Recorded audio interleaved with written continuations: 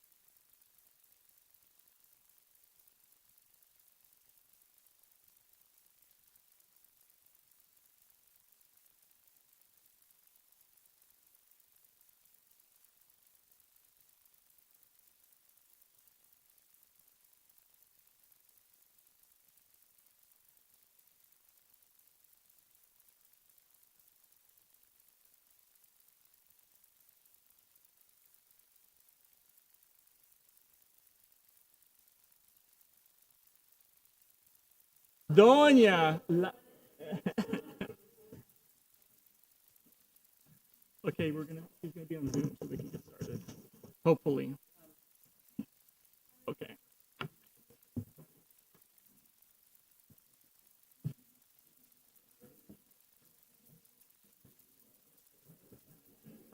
So Bruce, you can stay at the end or you can scooch over, whichever one. We have an empty seat.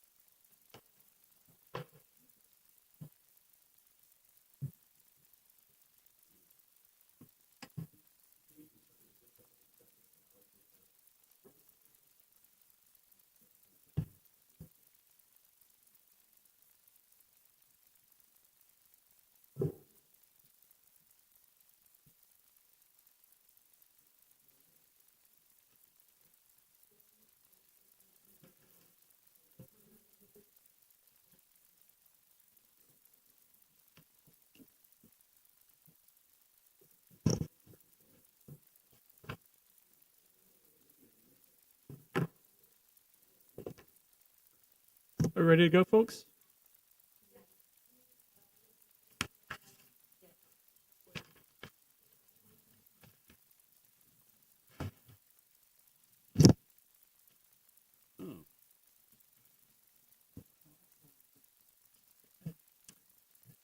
Good afternoon. Welcome to the regularly scheduled meeting of the City of Coral Gables Historic Preservation Board. We are residents of Coral Gables and are charged with the preservation and protection of historic or architecturally worthy buildings, structures, sites, neighborhoods, and artifacts, which impart a distinct historical heritage of the city. The board is comprised of 9 members, 7 of whom were appointed by the commission, 1 by the city manager, and the 9th is selected by the board and confirmed by the commission. 5 members of the board constitute a quorum, and 5 affirmative votes are necessary for the adoption of any motion. Lobbyist registration and disclosure.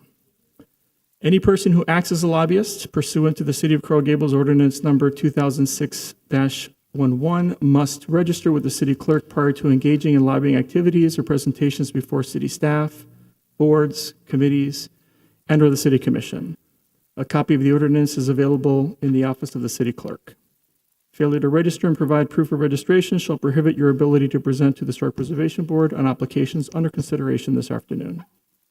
Lobbyist is defined as an individual, corporation, partnership, or other legal entity employed or retained, whether paid or not, by a principal who seeks to encourage the approval, disapproval, adoption, repeal, passage, defeat, or modifications of any ordinance, resolution, action, or decision of any city commissioner, any action, decision, recommendation of the city manager, any city board or committee, including but not limited to quasi-judicial advisory board, trust, authority, or council, or any action, decision, or recommendation of city personnel during the time period of the entire decision-making process on the action, decision, or recommendation which foreseeably will be heard or reviewed by the city commission or city board or committee, including but not limited to quasi-judicial advisory board, trust, authority, or council. Presentations made to this board are subject to the city's false claims ordinance, Chapter 39 of the City of Coral Gables City Code. I now officially call the City of Coral Gables Historic Preservation Board meeting of August 16th to order. The time is 4:11 p.m. Present today are, on my left, Mr. Maxwell, Mr. Aaron Haft. On my right, Mr. Gillis, Ms. Dene, Ms. Spain, and myself, Vice Chair, Cesar Garcia Pons. Next item on the agenda is approval of minutes, but I don't think we have received any for a while, so we're going to push that to the next meeting. Now we have a notice of ex parte communications. Be advised that this board is a quasi-judicial board and that the items on the agenda are quasi-judicial in nature, which requires board members to disclose all ex parte communications. An ex parte communication is defined as any contact, communication, conversation, correspondence, memorandum, or other written or verbal communication that takes place outside of public hearing between a member of the public and a member of a quasi-judicial board regarding matters to be heard by the quasi-judicial board.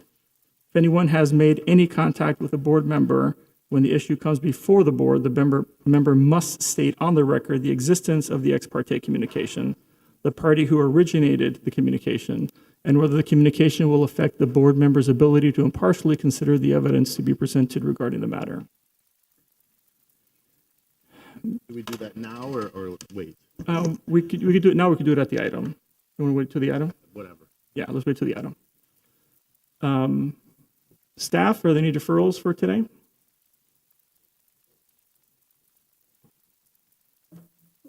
Good afternoon. We do not have any deferrals today. I would like to do a change of the order of the local historic designations. If we can move item number 2, case file 23-6176 to the first item. Sure.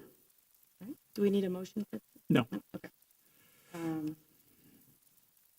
right. I'd also like to welcome, so you all know we will be having minutes for the next meeting, and we're catching up with our older minutes, but we do have a new administrative assistant, Ivelisse Bonilla, who has joined our team about 3 weeks ago. So please be patient with us as we get everything back in order.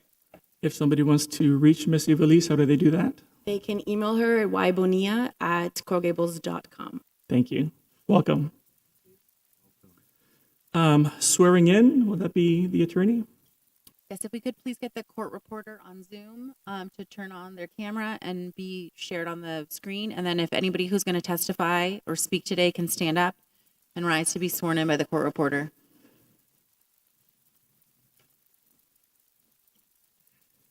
Will you please raise your right hand? Yeah. Just a moment. If we could please get you on the screen, if CGTV could please assist.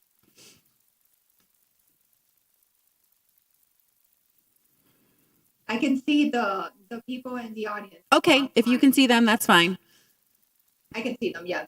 So everybody that's gonna testify, please raise your right hand to be sworn. Do you swear or affirm the testimony you're about to give to be the truth, the whole truth, and nothing but the truth? Thank you very much. Yeah. If there's anybody on Zoom who's going to be testifying, can they please appear on camera and be sworn in as well? Ms. Throckmorton, I did swear in 2 people on Zoom. You did? Okay, thank you very much. Just confirming. No problem. Thank you. Okay, let's move to the meeting. Item number 1 is going to be case file LHD 2023-003, consideration of the local historic designation of the property at 541 Giralda Avenue, legally described as Lot 23, Block 11, Coral Gables, Section B, according to the plat thereof, as recorded in Plat Book 5 at page 111 of the Public Records of Dade County, Florida. Mr. Garcia Pons, before we begin, I didn't hear a question from Mr. Gillis about ex parte communications. I was about to do that right now. Okay, thank you very before each much. item. Thank you.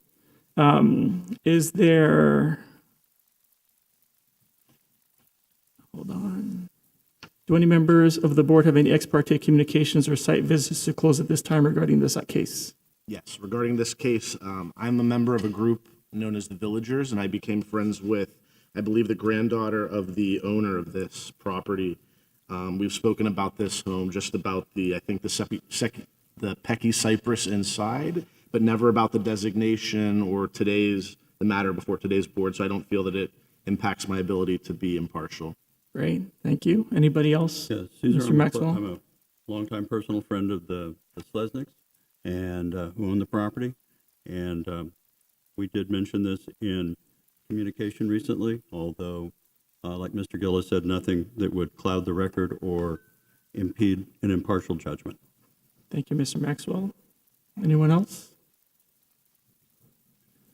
Great. Staff? Thank you. Just very quickly before we begin the local historic designations, I do want to make a statement that the Historic Preservation Association of Coral Gables did submit a public comment that they support the staff recommendations for the local designation. Thank you. Is there a presentation on this item? Yes, can you all hear me? We can. I, Elizabeth Ewing, Historic Historic 541 Preservation Giralda Coordinator. Avenue is before you for consideration as a local historic landmark. I'm sorry, just a moment. I think we're having some The application is audio at the request issues. of There we former go. Mayor Slesnik. We can Who see is you, family Elizabeth, of but the not owner. your presentation. The presentation needs to be stopped. CGTV, if you could please wait. Okay.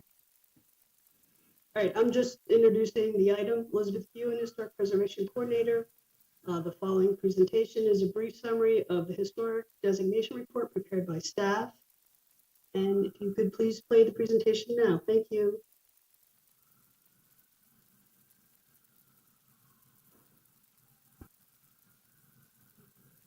The property of 541 Giralda Avenue is before you for consideration as a Property local of historic 541 landmark. Giralda Avenue is before The you for application is at the consideration request of as a former local Mayor historic Slesnik, landmark, who is family of the owner. The application is at the request of former Mayor Slesnik. Thank you. Sorry, we're having some technical difficulties. The property of 541 Giralda Avenue is before you for consideration as a local historic landmark. Could they turn that The up? application is Excuse at the me, I request can't of hear. former Mayor Slesnik, who is family of the owner. We could please turn up the volume.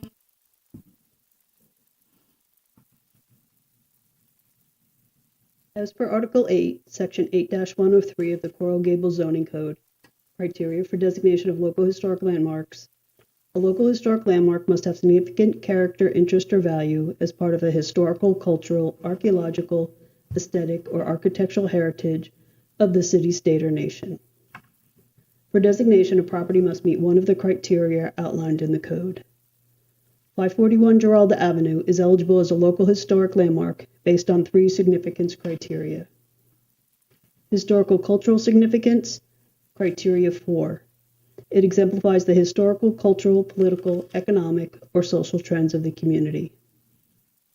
Architectural significance, criteria 1. It portrays the environment and era of history characterized by one or more distinctive architectural style.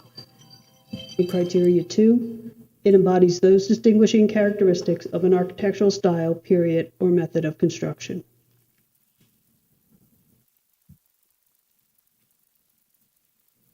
Located in Coral Gables Section B, east of the Granada Golf Course, the single-family residence of 541 Giralda Avenue sits on an interior 50 by 100-foot lot.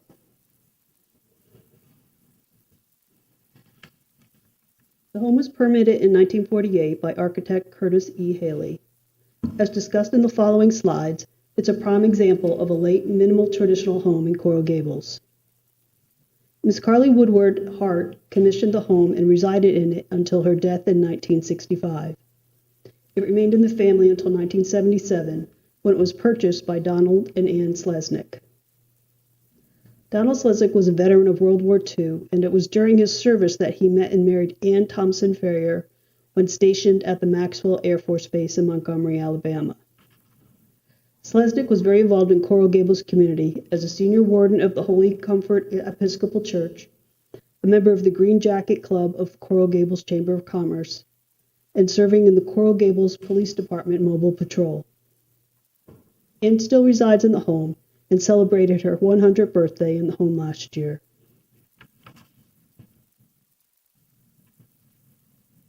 Coral Gables' developmental history is divided into 3 historical periods.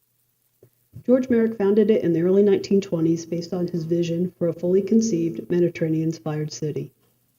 The architecture of the initial period combined elements commonly used in Spanish, Moorish, and Italian architecture, and has come to be known as the Mediterranean Revival style.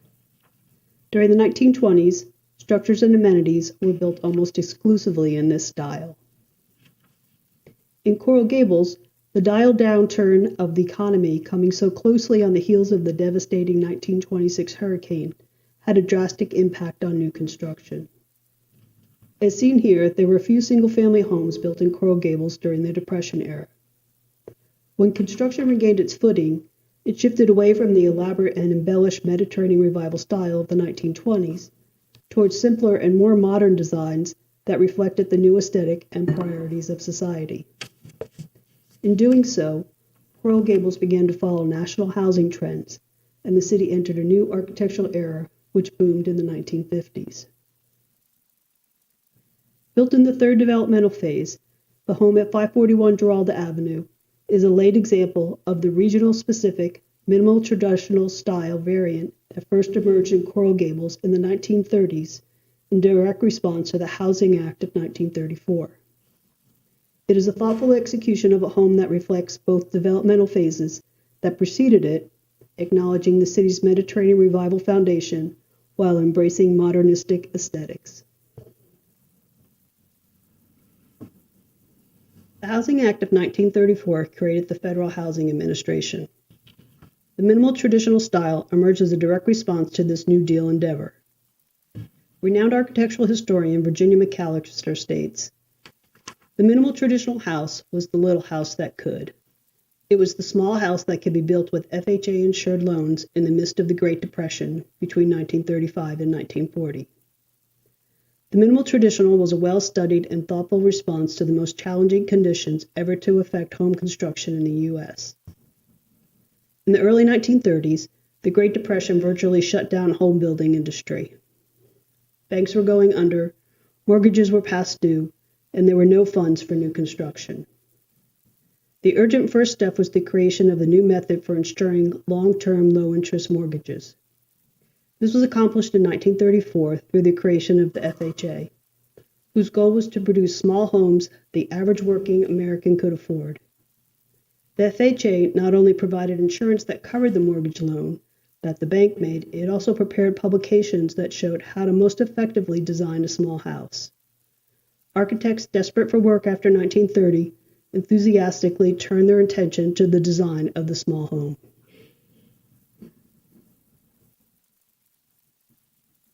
In the 1930s, minimal traditional houses appeared throughout the country.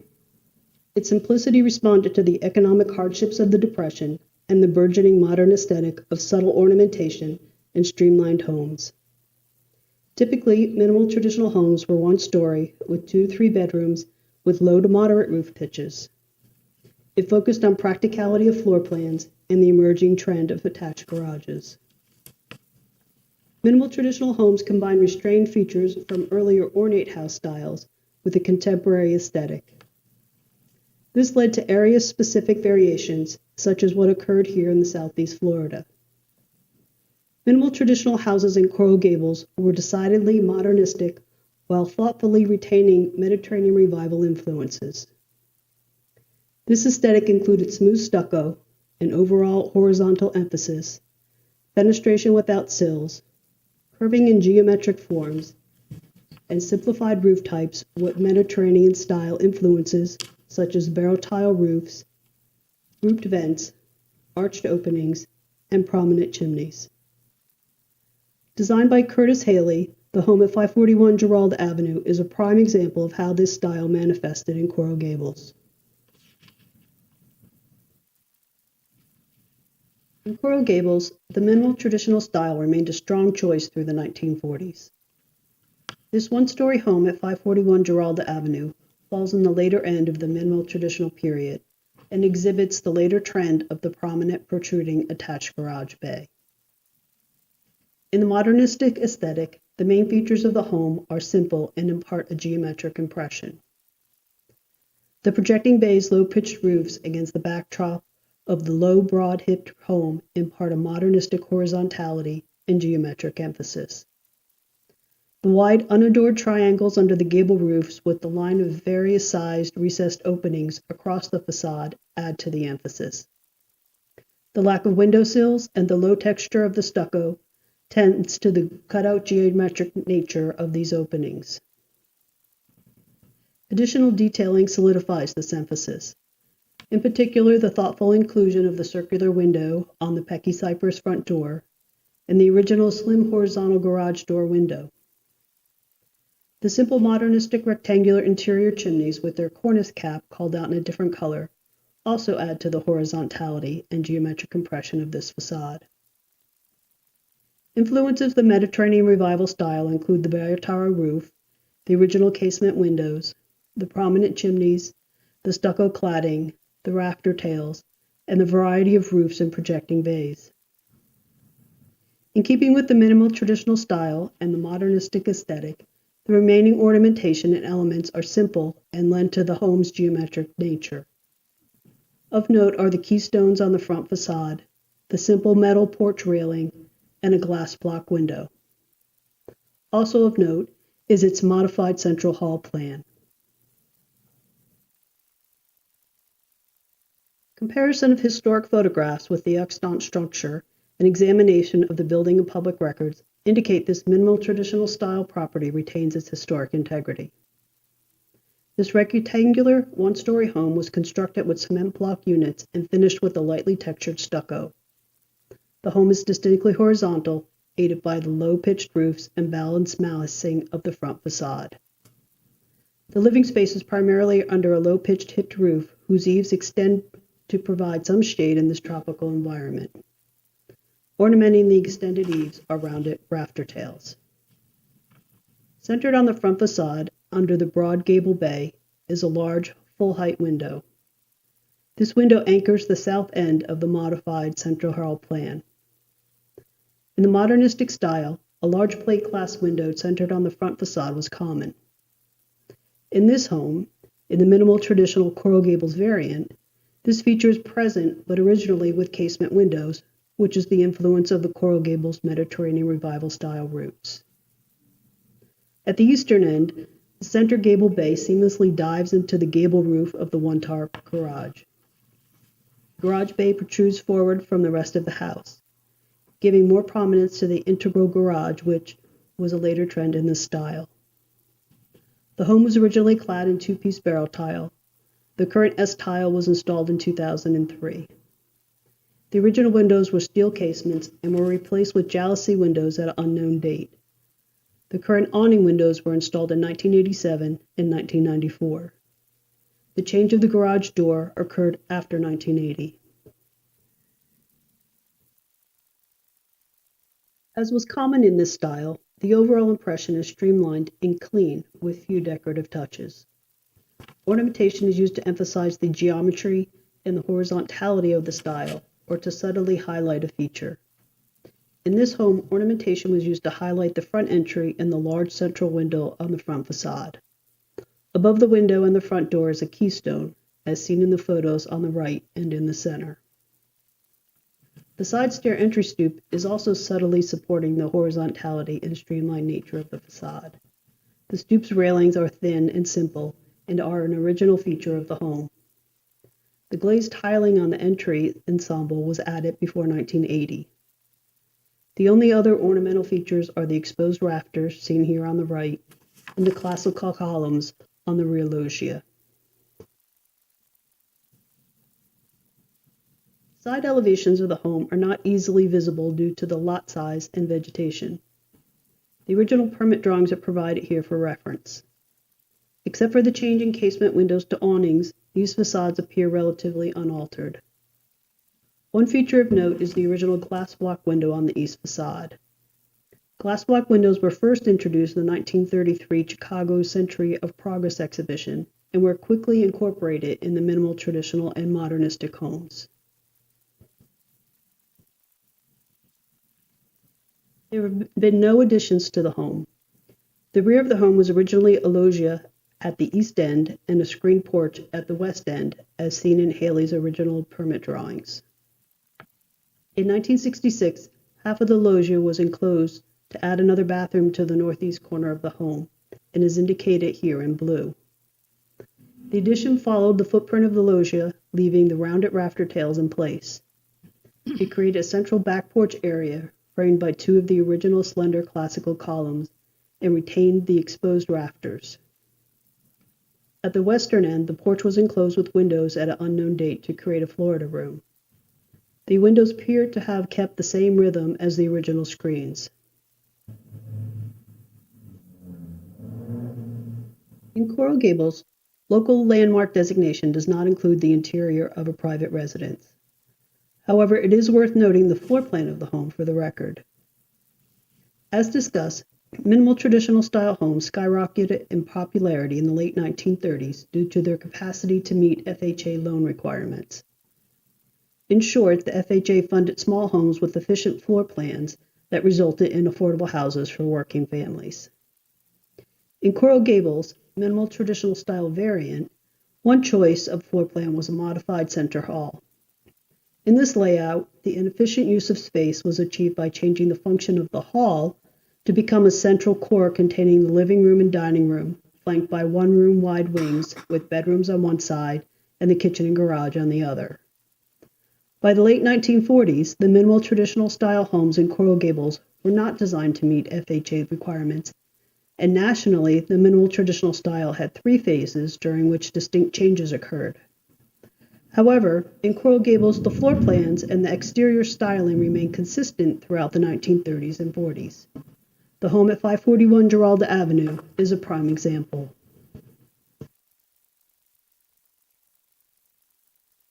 The family requested the designation of this property and generously invited staff to visit the home and photograph some of the home's Peckycyrus, stenciling, and tile details. The slide shares some of these details as a point of interest, but are not included in the historic designation.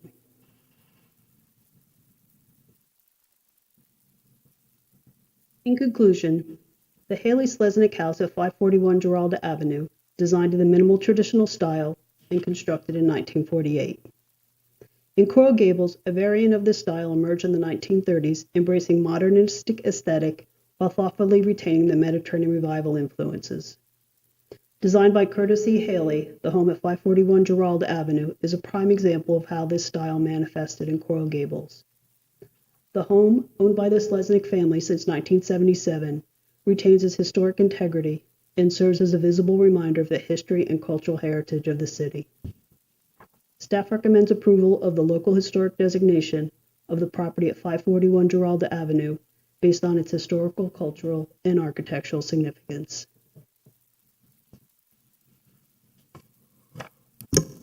Thank you. Is there anything else from staff?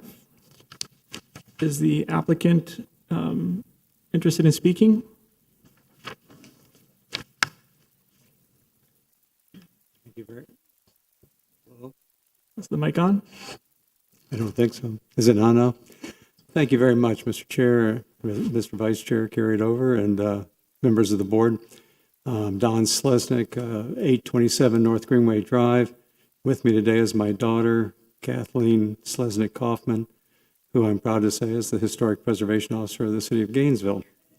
But she has been encouraging the family to seek this designation for some time, and for a decade or so, she lived across the street. So we had a little compound on Giralda. But my father and mother moved there in 1977, as you heard. My father lived there till he died in the 1990s, and my mom still lives there some 7 years later. And the staff and you all have been so cooperative to try to move this forward, because I was hoping that this would be done in celebration of her 101st birthday coming up in 3 weeks. And we'd be very proud to have this as part of the Historic Register of Coral Gables. I can speak for the entire family that we brought this forward at the encouragement of, I said, my daughter, also of Donna and Anna and Kara, who have all been very supportive and helpful. And so here we are today in front of you asking that it be designated and hoping that it'll contribute to the historic environment of the city of Coral Gables for many years to come. Thank you. Thank you, Mr. Chair, members of the Historic Preservation Board. It's such an honor to speak to you today. I'm Kathleen Kaufman of Gainesville, Florida, and have had a 24-year career in historic preservation, including a stint at City of Miami and Miami-Dade County. But now I'm the Historic Preservation Officer for the City of Gainesville. So thank you for having me. Thank you for considering this.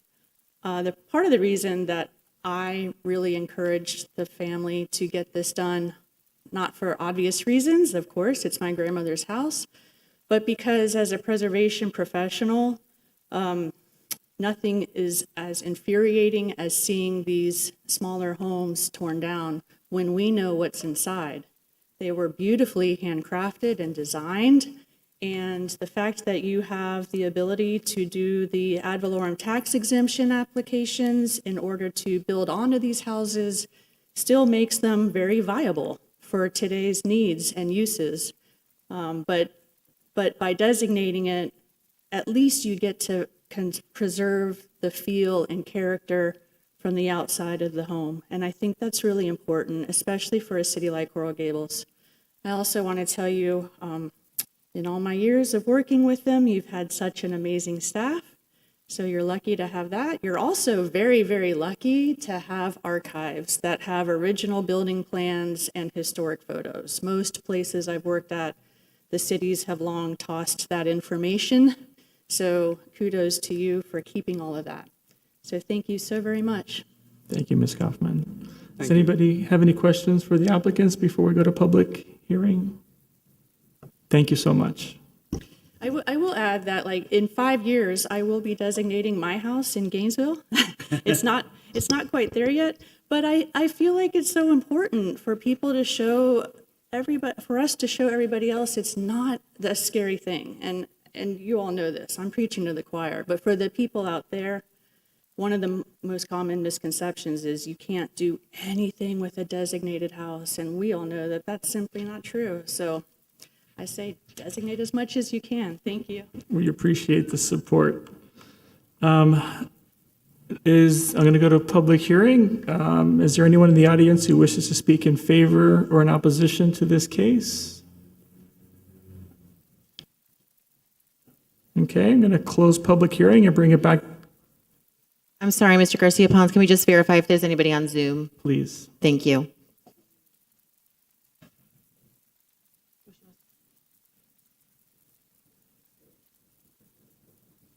In the meantime, I did receive another email while the presentation was going from Ms. Ellen Dyer that also supports the recommendation for local designation for all three properties. Thank you. Thank you.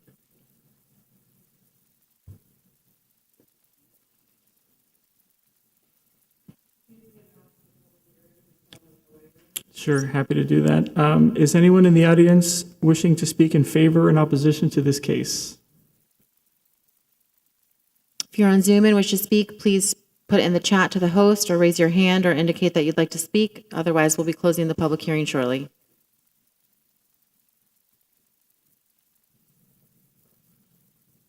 Okay, that closes public hearing, bringing it back to the board. Does anybody on the board have any questions, thoughts, or comments on the matter? Through the chair, please. Mr. Maxwell. No? I'd like to move approval. Sure, if anybody wants to make a motion. Second. So that was a motion by Mr. Maxwell, a second by Mr. Aaronhalf. Any questions or conversation or discussion on the motion? Just state which criteria and why, please. Mr. Chair, if the person who made the motion just wants to say if they're adopting the staff's recommendation for criteria or however you'd like to say it, I believe there's staff report details which the criteria they recommend. Mr. Maxwell? Yes, for the criteria stated by the staff, for the three criteria, historical, cultural, architectural, and on the two architecturals. So for those particular reasons, to move it forward as presented. Mr. Aaronhalf? A second, based on the criteria stated. Great, we have a mover by Mr. Maxwell, a second by Mr. Aaronhalf. Any questions or discussions on the item? Okay, let's call a vote.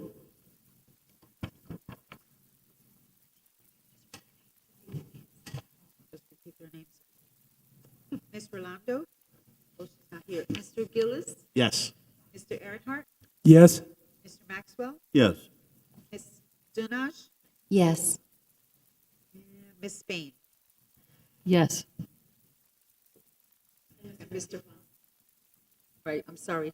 Mr. Garcia Pons? Yes. Okay, motion passes 6-0. Thank you. Thank you. Mr. Mitt, did you have anything else to add, sir? Thank you very much. And if you don't mind me jumping, as I mentioned, Mr. Chairman, I wanted to tell you that Anna's working very hard on trying to get our landmarks board back into action and reformed after the election and new appointments. And as soon as we get that done, we'll be looking for the joint session with this board that is required by the ordinance. And we had a wonderful joint session a year ago, and we look forward to another one to come before you and report to you what we have to report and to ask you for any guidance that you have for us. Thank you. We look forward to it as And well. I wanted to say one more thing about that I said the last time.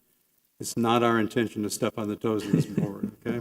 We will try to stay out of your business. Thank you, Mr. Sleznick. Thank you, everybody. Next item. Case file LHD 2023-002, consideration of the local historic designation of the property at 1800 Country Club Prado, legally described as lots 1 and 2 and 11 and 12, block 27, Coral Gables, section E, according to the plat thereof, as recorded in Plat Book 8 at page 86 of the public records of Dade County, Florida. We have a presentation. Again, Elizabeth Ewan, Historic Preservation Coordinator, and the following presentation is a brief summary of the historic designation report prepared by staff. I'm sorry, we can't hear you.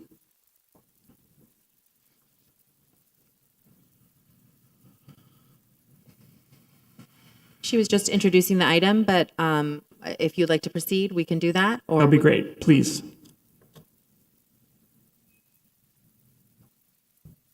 The property at 1800 Country Club Prado is before you for consideration for designation as a local historic landmark. The single-family residence was designed by architect H. George Fink and the Attorney Revival Can we Style. start again, please? anybody on the Zoom should be muted, please. I think that will assist. Thank you.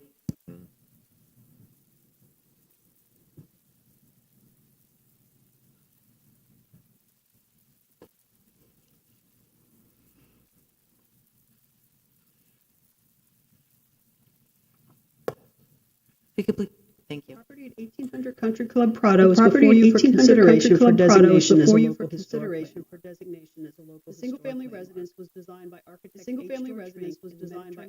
H. George Fink and built in 1925 and built in 1925.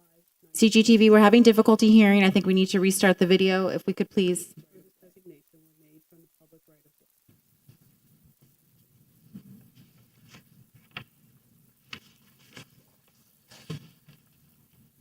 One of those days, guys. Sorry. The property at 1800 Country Club Prado is before you for consideration for designation as a local historic landmark. The single-family residence was designed by architect H. George Fink. Single-family residence was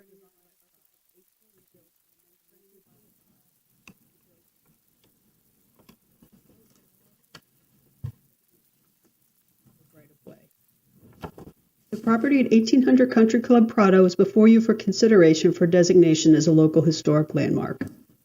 The single-family residence was designed by architect H. George Fink in the Mediterranean Revival style and built in 1925 to 1926. Please note that all observations for this designation were made from the public right-of-way. As per Article 8, Section 8-103 of the Coral Gables Zoning Code, criteria for designation of historic landmarks, a local landmark must have significant character, interest, or value as part of the historical, cultural, archaeological, aesthetic, or architectural heritage of the city, state, or nation. For designation, a property must meet one of the criteria outlined in the code. 1800 Country Club Prado is eligible as a local historic landmark based on 3 criteria. Historical cultural significance, criteria 4. It exemplifies the historical, cultural, political, economic, or social trends of the community. Architectural significance, criteria 1. It portrays the environment in an era of history characterized by one or more distinctive architectural style. And criteria 2. It embodies those distinguishing characteristics of an architectural style or period or method of construction. Situated on the prominent Country Club Prado in a single-family residential neighborhood, this corner property is comprised of 4 lots that spans from the Prado to Red Road along Obispo Avenue in Coral Gables Section E.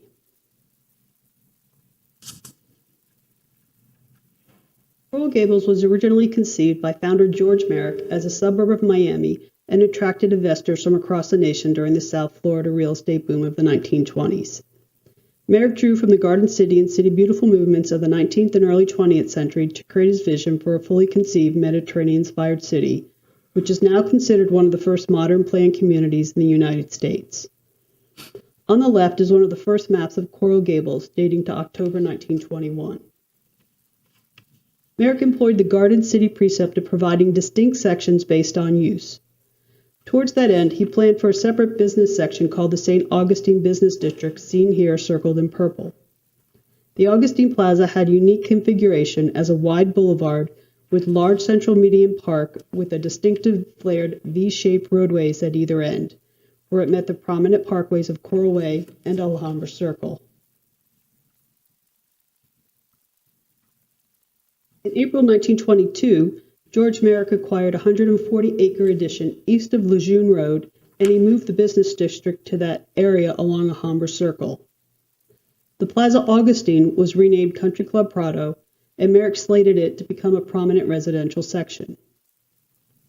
Over the next few years, Merrick worked diligently to acquire the lands north of Section E, which became the Granada section in 1924.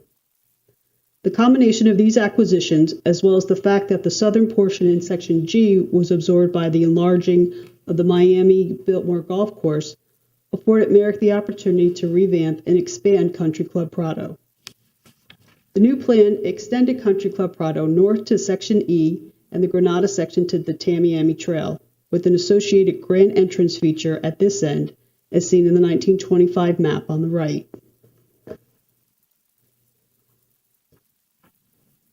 Country Club Prado became and remains a 1.5 mile long and 240 feet wide boulevard. It was the last of Merrick's parkways built and is the grandest of the city's boulevards. The Prado entrance feature, a formal Italianate fountain complex, was designed by landscape architect Frank Button and artist Denman Fink and was completed in 1927. It was Merrick's final grand historic feature. The photo at the top of the slide dates to 1926. The Country Club Prado Boulevard and entrance feature were constructed during the mid-1920s. Unfortunately, the combination of the devastating 1926 hurricane and the dire downturn in the economy drastically curtailed residential construction along the Prado.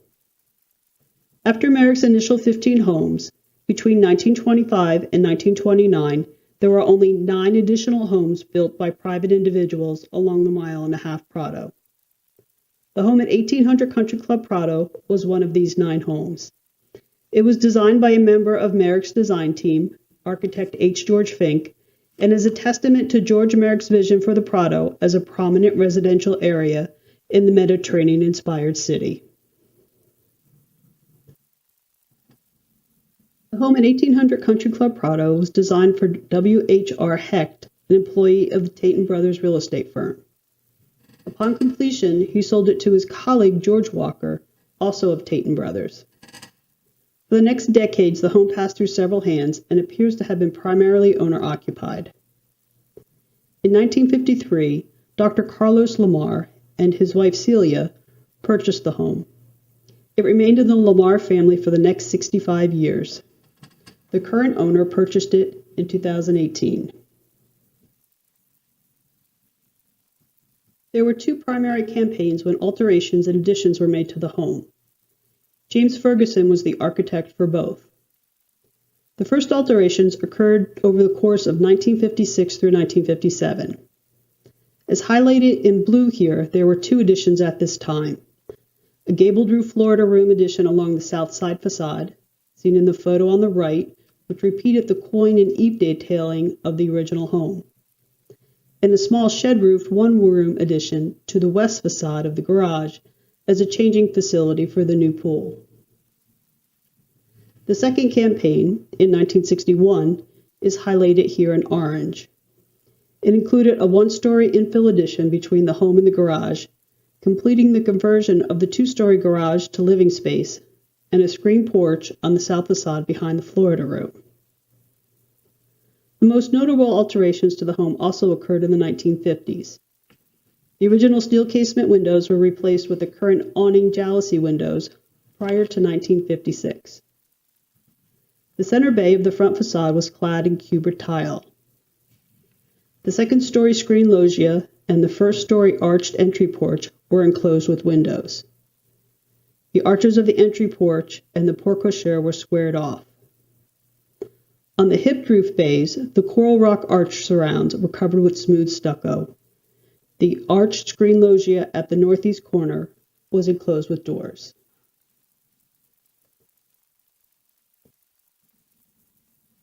Merrick and his team felt that Mediterranean architecture harmonized best with the South Florida's climate and lifestyle.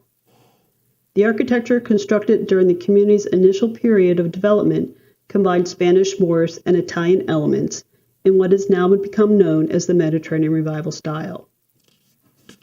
The 2-story single-family residence at 1800 Country Club Prado was designed in this style. Hallmark features of particular note include a wooden spindled railing balcony ensemble, arched openings, coins, and a series of low-pitched roofs covered in barrel tile with carved brackets in the extended eaves. Additional character-defining features include, but are not limited to, those listed here and in the designation report. The front facade of the home has a striking presence on Country Club Prado. It extends approximately 80 feet across the width of the 100-foot lot. This facade has a central 2-story core bookended by 1-story bays. The 1-story bay on the left of the slide is the 1956 Florida room. The 2-story core is comprised of 3 bays. The central bay with its shed roof reads slightly lower in height than the flanking hipped roof tower bays. All the bays have full-height triple openings on the first story.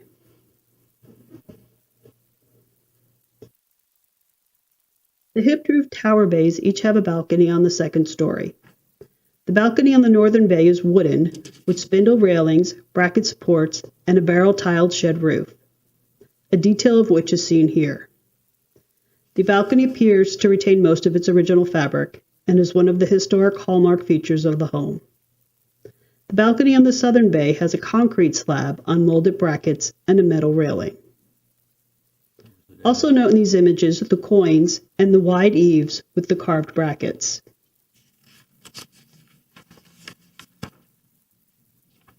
The north side elevation faces Obispo Avenue. In the foreground is the porte cochere and the two-story home, and in the background on the right is the two-story building that was originally the two-car garage with servants' quarters on the second floor. This building was converted to living space in the 1950s. The original gabled roof porte cochere continues the eave bracket and the coin detailing of the home. Note the grouping of round vents in the gabled end. As mentioned, the arch openings of the porte cochere were squared off in 1957. As seen here, the original arch openings are easily discernible in the stucco. I also note the arch openings inside the porte cochere, providing entry to the home. In the slide at the right, the window at the bottom provides a glimpse of the rounded window edge detail found on many of the windows of the home. This was the original garage structure with its shed roof pool addition dating to 1956 on the right. And jutting out into the driveway on the left is a portion of the one-story flat roof 1961 infill addition connecting the garage to the house. Like the porte cochere arches, the outline of the original garage doors is easily visible in the stucco. Note the coins and the eave details. The arch windows of the second story are original and mirror those on the rear facade. Also on the rear, note the original shoulder chimney that pierces the eave. The majority of the rear facade is currently obscured by vegetation, both from Obispo Avenue and Red Road. During the 20th century, this facade was visible, and photos dating to December 1956 and September 1957 are provided here for reference. The 1956 photo on top was taken as construction of the two additions were nearing completion. It shows the rear of Florida room and a portion of the pool room addition. Note the arch openings along the south facade of the garage. This rear facade remains largely unchanged since the 1950s. In the current photo, note the narrow arched windows that match the windows on the north facade of the garage structure. The 1956 photo provides an unobscured view of the chimney. In conclusion, the single-family home at 1800 Country Club Prado was constructed in 1925 through 1926 during the city's boom years and is indicative of the type of architecture that was the founding premise of Coral Gables. Built along the picturesque and prominent Prado in Coral Gables Section E, it is among the city's earliest homes. Designed by architect H. George Fink, a member of Merrick's original design team, it exemplifies the Mediterranean ideals espoused by founder George Merrick. The home at 1800 Country Club Prado is also a significant example of the work of H. George Fink, who was highly influential in crafting the Mediterranean revival style that became the hallmark of the city. The property at 1800 Country Club Prado has maintained its historic integrity and significantly contributes to the historic fabric of the city of Coral Gables. It is part of a collection of quality buildings that serves as a visible reminder of the history and cultural heritage of the city. Staff recommends approval of the local historic designation of the property at 1800 Country Club Prado based on its historical, cultural, and architectural significance. Thank you. Anything else from staff?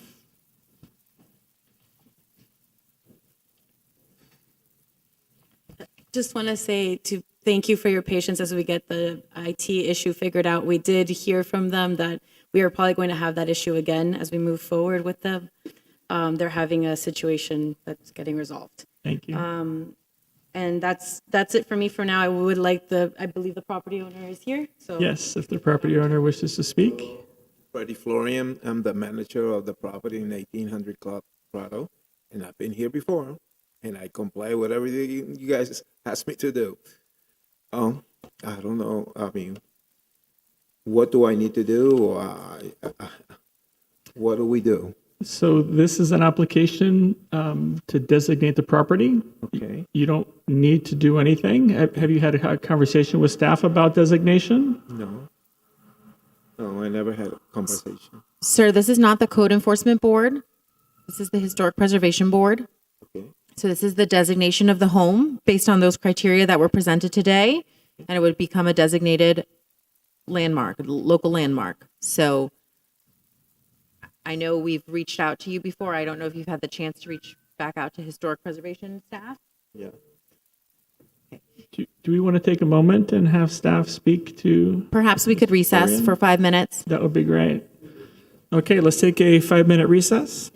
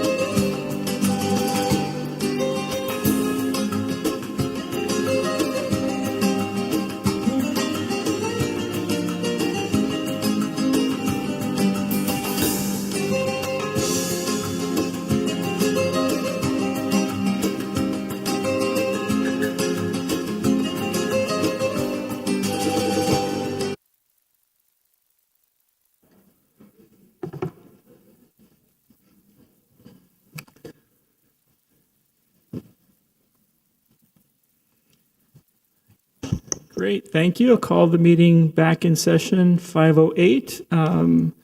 Staff, are we ready to go? Yes, so I spoke with the homeowner to explain the process for the historic designation and explain the appeal process and the steps that moving forward for any future development of the site would require our purview and our review, and it seems, I support this. Oh, fantastic. Great. Support this, yes. I'll let him say it. Oh, first. how nice. And we'll be setting up a meeting to go through the details of everything before the end of the week. Please, that would be fantastic. Thank you so much. Thank you so much. Does anybody have any ex parte communications on this item? I know I should have started earlier. Great. I was in this house when I was the historic preservation officer for the city, but it has no bearing on this. Great, thank you. Then let me open it to public hearing. Is there anybody willing to speak in favor or in opposition to this case? If anybody on Zoom wants to speak, please note in the chat or raise your hand.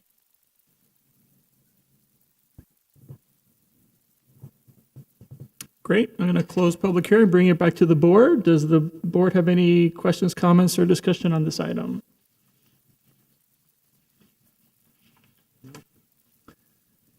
Is anybody interested in making a motion on this item? Yeah, I can move it. I'd like to move for the approval of the local historic designation of 1800 Country Club Prado based on the historical, cultural, and architectural significance identified in the staff report. I second. Moved by Mr. Gillis, seconded by Ms. Dene. Any discussion, additional discussion by the board? No, let's call a roll. Mr. Gillis, Yes. Mr. Aaronhoff, Yes. Mr. Maxwell, Yes. Ms. Donage, Yes. Ms. Spain, Yes. Mr. Garcia Ponce. Yes. Thank you. Thank you. Good luck. Next item, case file LHD 2023-007, consideration of the local historic designation of the property at 932 Tendilla Avenue, legally described as lots 3, 4, and 5, Block 39, Coral Gables Country Club, Section Part 3, according to the plat thereof, as recorded in Plat Book 10 at page 52 of the Public Records of Dade County, Florida. Before we go to staff, does any member of the board have any ex parte communication or site visits to close on this property? Nope, thank you. Okay, does staff have a presentation?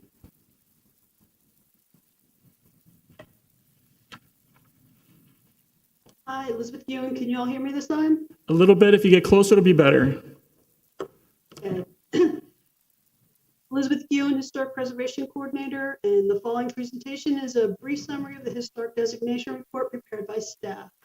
Can you please play the presentation?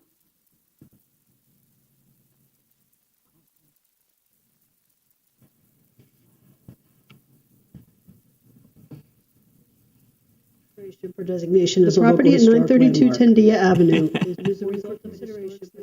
At least they're consistent.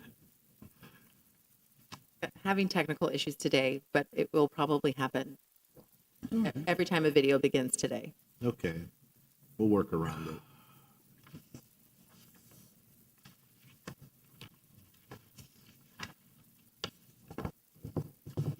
The property at 932 Tendilla Avenue is before you for consideration for designation as a local historic landmark. It is a result of a historic significance determination filed by the owner. The single-family residence was designed in 1925 by the prominent architect John Skinner. As per Article 8, Section 8-103 of the Coral Gables Zoning Code, criteria for designation of historic landmarks, a local historic landmark must have significant character, interest, or value as part of the historical, cultural, archaeological, aesthetic, or architectural heritage of the city, state, or nation. For designation, a property must meet one of the criteria outlined in the code. 932 Tendia Avenue is eligible as a local historic landmark based on 3 criteria. Historical cultural significance, criteria 4. It exemplifies the historical, cultural, political, economic, or social trends of the community. Architectural significance, criteria 1. It portrays the environment and era of history characterized by one or more distinctive architectural style. In criteria 2, it embodies those distinguishing characteristics of an architectural style or period or method of construction.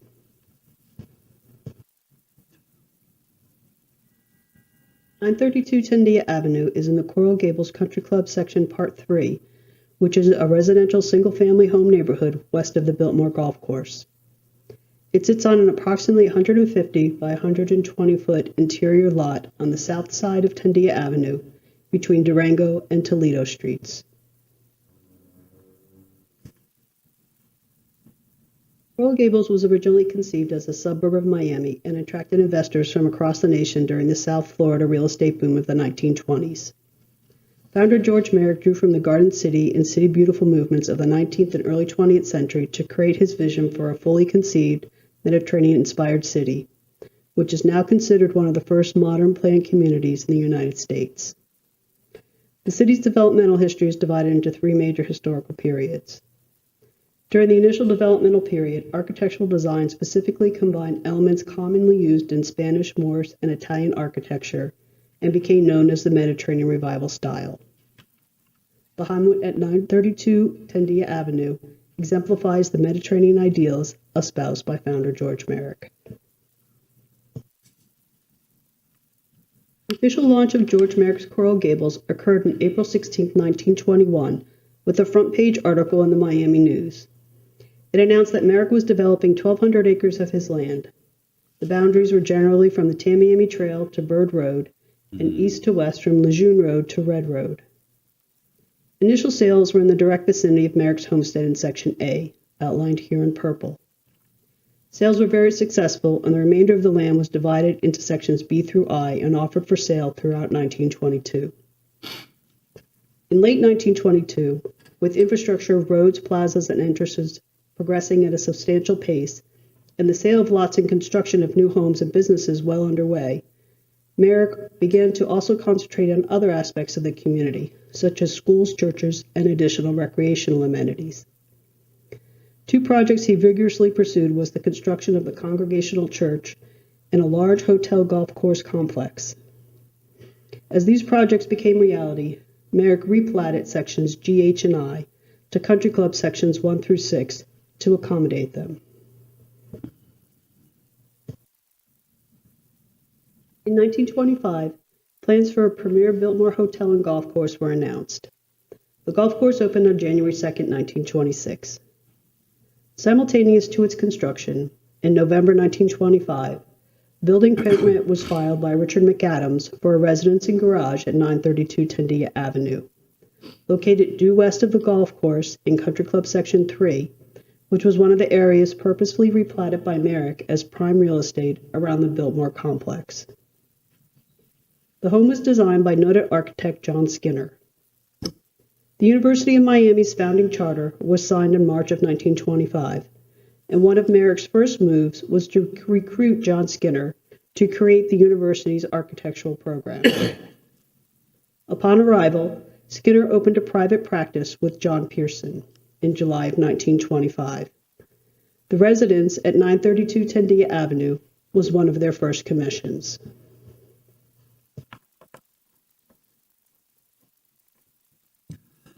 Upon completion of the home, attorney Ralph H. Farrell, who recently arrived in Miami, purchased the home. The Sunday, August 15, 1926 edition of the Miami Daily News ran a full-page ad for Coral Gables that featured a photo of the home, as well as Farrell, who shared why he chose to live in the city. You see that on the screen. The home remained in the Farrell family for the next 45 years.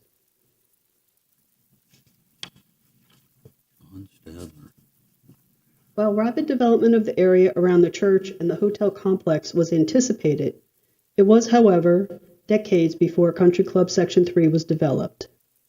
The combination of the devastating hurricane of 1926 and the Great Depression had a drastic impact on new construction, and few homes were built during the Depression era. As shown in this 1938 aerial photo, 932 Tendia Avenue, which is circled in red, was one of the few early homes in the area. The post-war prosperity that followed created an optimism which remained through the 1950s and the 1960s and resulted in an unprecedented building boom. During this era, single-family homes in Coral Gables followed national trends and were a distinct departure from the ornamented and picturesque Mediterranean Revival style that dominated the city's landscape since its inception. By the late 1950s, Coral Gables Country Club Part 3 was built out with new residences. The area retains its context of single-family homes to present day. And the home at 932 Tendia Avenue remains as one of the few residences built in the area during the early years of the city and is representative of this era.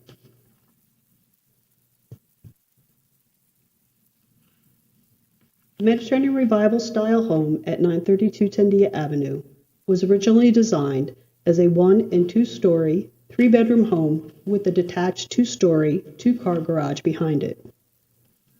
Over the past century, there have been a series of additions, as illustrated by this annotated floor plan. The blue represents the original Skinner portion of the home. A decade later, Phineas Paste, who was a member of Merrick's design team, added a library wing to the west, as depicted in orange. In 1940, an attached 2-car garage was added to the east and is shown here in brown. In 1980, a 1-car garage was added to the west end of the home, and the 1940 garage was enclosed with screens. The green and red areas to the rear of the home was in a kitchen addition built in 1981 and expanded in 1992.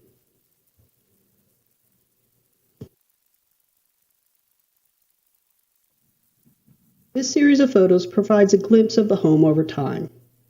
At the top left is the original home with its detached garage behind it. The historic photos from 1940 and 1972 show the home as it stood for decades with the 1940 garage to the east and the Pace Library wing to the west. And the photo on the right shows the home as it stands today with the 1980 garage at its west end.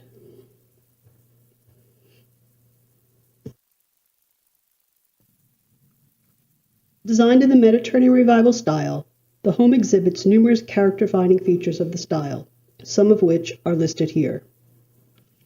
Skinner, when designing the original home and detached garage, leaned heavily on the Spanish colonial precedents which were honored in the later editions. In particular, Skinner celebrated the Spanish colonial tradition of emphasizing the front entry, which was often in tandem with the bell tower, while the remainder of the structure was simple in ornamentation. Hence, the hallmark feature of this home is its unique front entry. The projecting entry ensemble is comprised of a distinct chimney with asymmetrical shoulders that curves out in a buttress-like manner to encompass a deeply recessed, arched front entry and door. Also in the Spanish colonial vein, the door surround is classical with its coin detailing. Local coral rock is used as decorative accents, both as a coin-like detailing at its northeast corner and randomly placed across its face.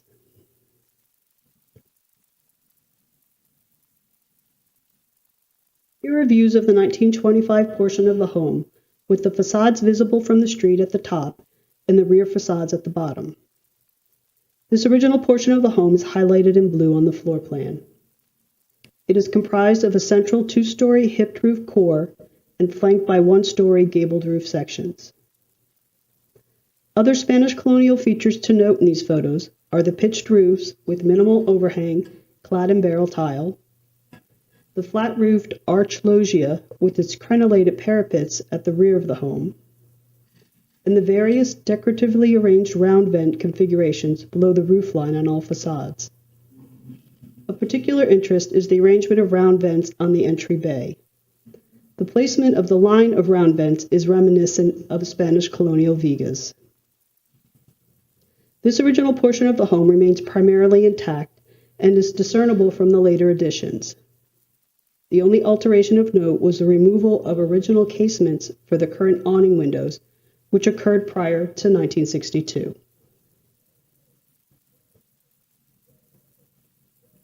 Also original to the property was a 1925 two-story detached building behind the home.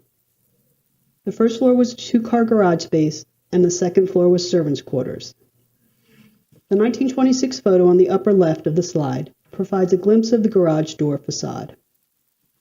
It served as the garage for the property until 1940, when another garage was added to the home. The vehicular doors were enclosed prior to 1962, as seen in the photo on the lower left, and the first floor was used as a workshop. On the right side are current photos of the building. The exterior staircase extends from the northwest corner of the building directly towards the location of the original back porch of the home.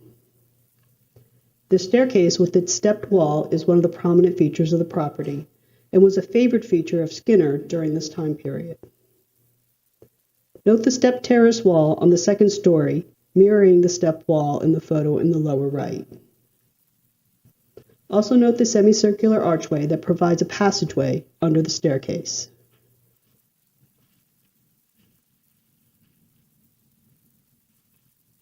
In 1935, Phineas Paste, shown in the upper right, designed a one-story library wing that extended off the west of the home. It is denoted in orange. Paste was a member of Merrick's design team, and at this time was the city architect. The plane of the front facade was seamless from Skinner's to Paste's addition. However, Paste stepped his gabled roof down slightly, and the original is discernible from the addition, as seen in the central photo.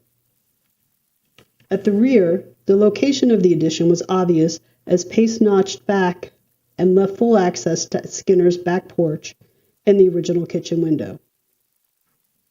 According to the Paste plans, the notched area had a built-in niche.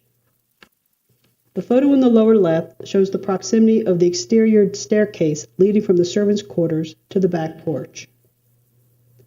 While the exterior of Paste's addition is minimal and takes its cues from Skinner's original home, the permit indicates that the interior had built-in bookcases, benches, and exposed rafters.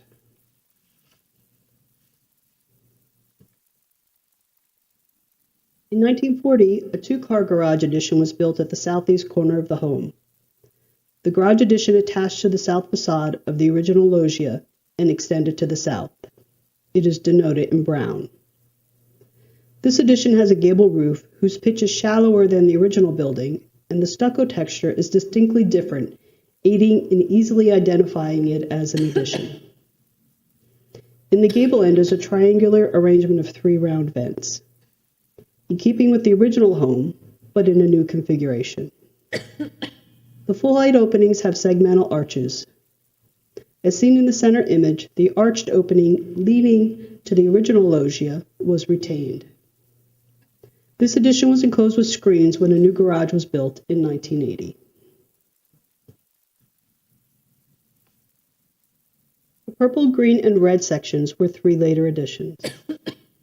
As shown in purple, in 1980, the library addition was extended a few feet and connected to a new garage at the west end of the home. As seen in the photos at the top, the segmental arch of the vehicular opening in the new garage mimics the 1940 garage. In 1981, a kitchen addition was constructed to the rear of the home, behind Paste's library wing. In 1992, this kitchen addition was expanded a few feet to the west. The kitchen addition, shown in green and red, has a flat roof with crenellated parapets mimicking the 1925 Skinner loggia. The massing and fenestration proportions, as well as the stucco textures of these additions, are distinctly different from the original home in its early additions. The home at 932 Tendia Avenue has had several additions over the past century. For the most part, each addition reads as a distinct bay, and from the street, the home provides the impression that it has grown over time. The facades visible from the street are comprised primarily of the original home and 2 early additions. The additions respected the tone set by Skinner. The original home is intact, is easily discernible, and remains the uncontested focal point of the home. In conclusion, permitted in 1925, the single-family residence at 932 Tendia Avenue is one of a handful of homes built in the city's initial developmental phase in Country Club's Section Part 3, in tandem with the construction of the nearby Biltmore Hotel and Golf Course. It stands as a testament to Coral Gables founder George Merrick's vision for a Mediterranean-inspired city and was designed in the Mediterranean Revival style by noted architect John Skinner, who Merrick recruited to create the University of Miami's architectural program. The residence at 932 Tendia Avenue was one of his first private commissions in Coral Gables. 10 years later, another Coral Gables legendary architect, Phineas Pace, added a library wing to the home. The property at 932 Tendia Avenue retains its historic integrity and significantly contributes to the historic fabric of the city of Coral Gables. It is part of a collection of quality buildings that serves as a visible reminder of the history and the cultural heritage of the city. Staff recommends approval of the local historic designation of the property at 932 Tendia Avenue based on its historical, cultural, and architectural significance. Thank you. Is there anything in addition by staff? Is the owner present? Does the owner wish to speak?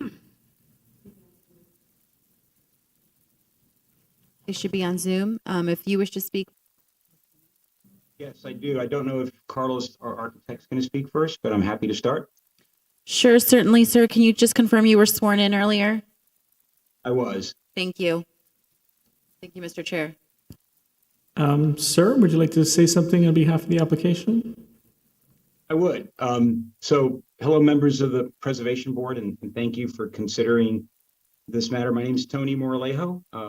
My wife, Tanya, and I are owners of 932 Tendia Avenue. We are 26-year residents of Coral Gables, having lived in this home for the past 20 years. I recognize the issue before the board is designation, and the scope of the hearing is probably limited to that question, but I would be remiss if I didn't introduce our plans for this home, which are extensive, as we're likely to appear in front of you again soon. We support the historic designation as it relates to the original primary building and the Phineas Pace Library Edition from 1935, as outlined by the staff. But there are other improvements on this property, as you saw in the staff's report, that they either serve no legitimate purpose or were poorly implemented by prior owners, or both. For example, we will seek to demolish the two-story garage, which is located now in the middle of the property. The 1940 two-car garage addition to the east, which we affectionately call garage number 2. The 1980 garage addition to the west, which we call garage number 3. And then the kitchen and family room additions that were added in 1981, and then I think they were expanded again in 1992. You'll find that there are differing opinions on the detached two-story garage that's located in the middle of our backyard. We are not aligned with the staff's recommendations for this structure. And for purposes of today's hearing, I'd like to just say a few words about, what we call garage number 1, the two-story, two-car garage. First, I find it interesting in the staff's report that they refer to this structure as an auxiliary building instead of a two-car garage, but it makes sense because the structure is no longer fit for its original purpose, right? It provides very little utility. The original garage doors are no longer there. The driveway that led to the garage was replaced by a pool.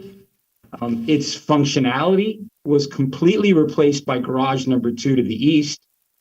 The curb cut from the street that provided access to the structure was ultimately abandoned when a new curb cut was added with garage number 3, and the driveway was added during the construction of garage number 3. There is no permit for this 2-story, 2-car garage. Now, that's not unusual in Coral Gables, but just wanted to point that out. There are no architectural plans. I think this board should really consider and weigh its current location. You can see from the staff's report that unlike most detached garages in Coral Gables, which are usually located in the rear but off to one side or another, this particular structure is located in the middle of the property. And the stairs are located just a few feet from the rear of the home. Now, it makes sense why it's there. It made sense back in 1925. It doesn't make much sense today.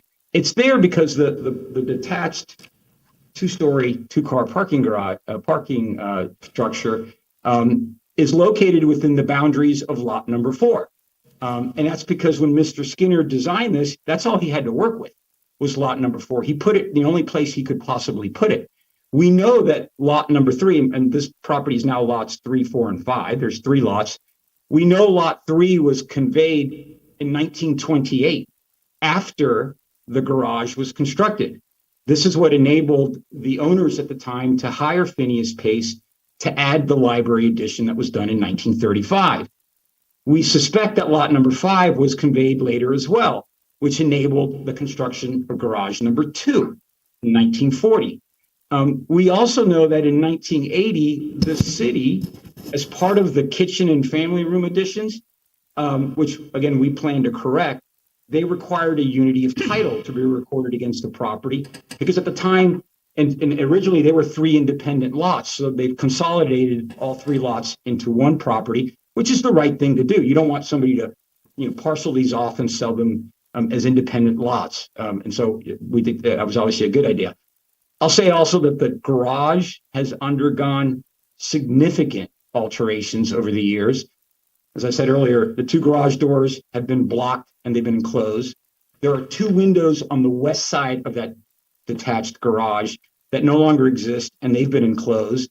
The door on the north wall of that garage which is the exit door of the garage, was widened. The stairs had been modified multiple times, most recently when a fence was added in the 80s as part of the pool addition. The stairs are unsafe, right? The risers are twice the size of the tread. So it forces everybody to walk up sideways and to walk down sideways. And I'll leave you with this comment, with all due respect to the staff. The auxiliary garage as it stands today, in my view, isn't worthy of preservation. As the staff's report points out, the focal point has been and will always remain to be the original principal home as well as the Phineas Pace addition. So I submit to this board that the auxiliary structure would cause more hardship than furthering any public interest whatsoever. And with that, I thank you for your time and I thank you for your consideration. Thank you, Mr. Moralejo. Before I take it to public hearing, does the board have any questions or comments for staff or the owner? Yes, I do. Mr. Gillis. Okay. Into the mic, Brian. Yes, for the staff, the question was, why was this not identified as an outstanding work? Is it because of the fact that you have an outstanding work of a prominent architect or designer? Is that because you have Skinner and Pace involved, so it's not really of one designer or architect?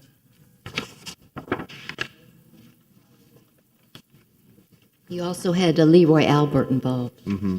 So it's multiple architects involved. That's why I was wondering if that... I think part of it was the development of the site. I think that Elizabeth really focused on how there were additions done throughout history and how there were modifications to this property. So we did want to identify that there were changes to the building, that it's not the original design of that significant architect. Okay.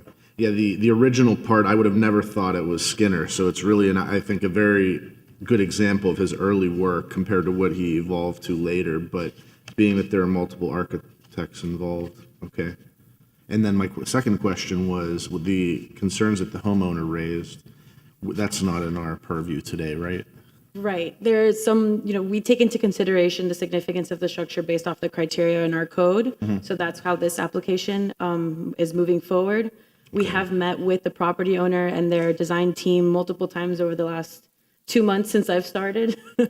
And this was one of those items that we deferred actually from our last meeting to be able to kind of give them a little bit more time to digest the application, the report, and the process moving forward. Okay.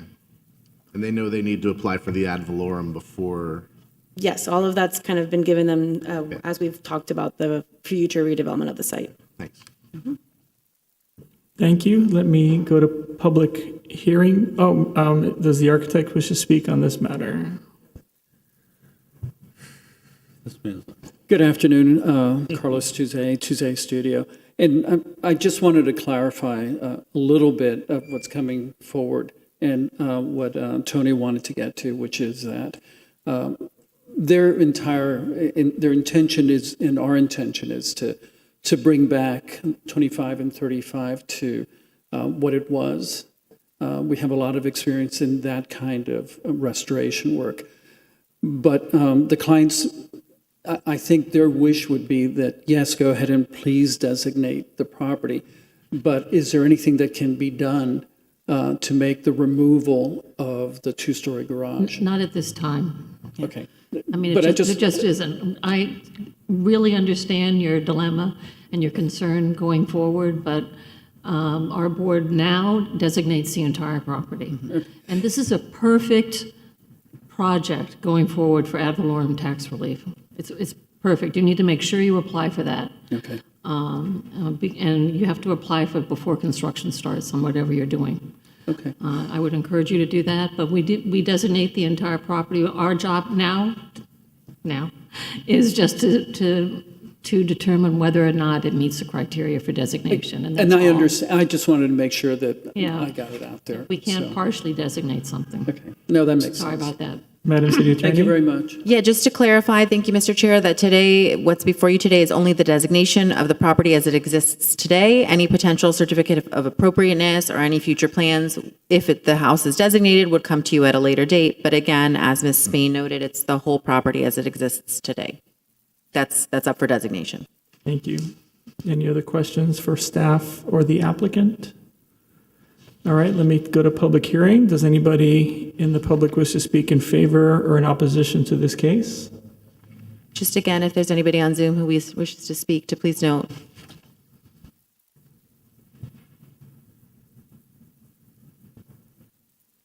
Great, bringing it back to the board, closing public hearing. Does anybody have any discussion on this item, or is anybody interested in making? I'll make the motion. I'd like to make a motion to designate the property at 932 Tendia Avenue based on the historical, cultural, and architectural significance as is outlined in the staff report. Second. Okay, there was a motion by Ms. Spain, the second by Mr. Maxwell. Any discussion on the motion? All right, let's call a roll. Mr. Gillis, Yes. Mr. Ehrenhart, Yes. Haft, Mr. Maxwell, Yes. Ms. Dinaj, Yes. Ms. Spain, Yes. Mr. Garcia Ponce. Yes, thank you. Okay, moving over to the special certificates of appropriateness.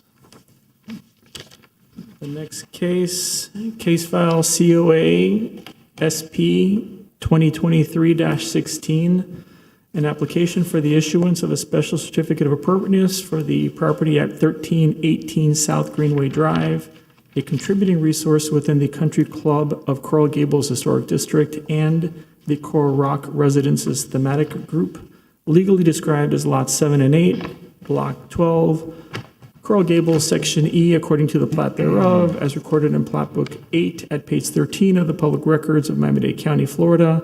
The application requests design approval for demolition, additions, and alterations to the residence and auxiliary structure and site work. Variances have also been requested from section 2-101D 4BI of the Coral Gables zoning code for the minimum side setback and the minimum overall side setback. Does any member of the board have any ex parte communication or site visits to close at this time? None? Excuse me, Yes, yes, I do. Mr. Gillis. When this property was for sale, I did visit the property with some prospective buyers, but are the owners here for this property? Are they here? I've never met with you, I don't believe. Okay, so no. Okay, thank you, Mr. Gillis. Please.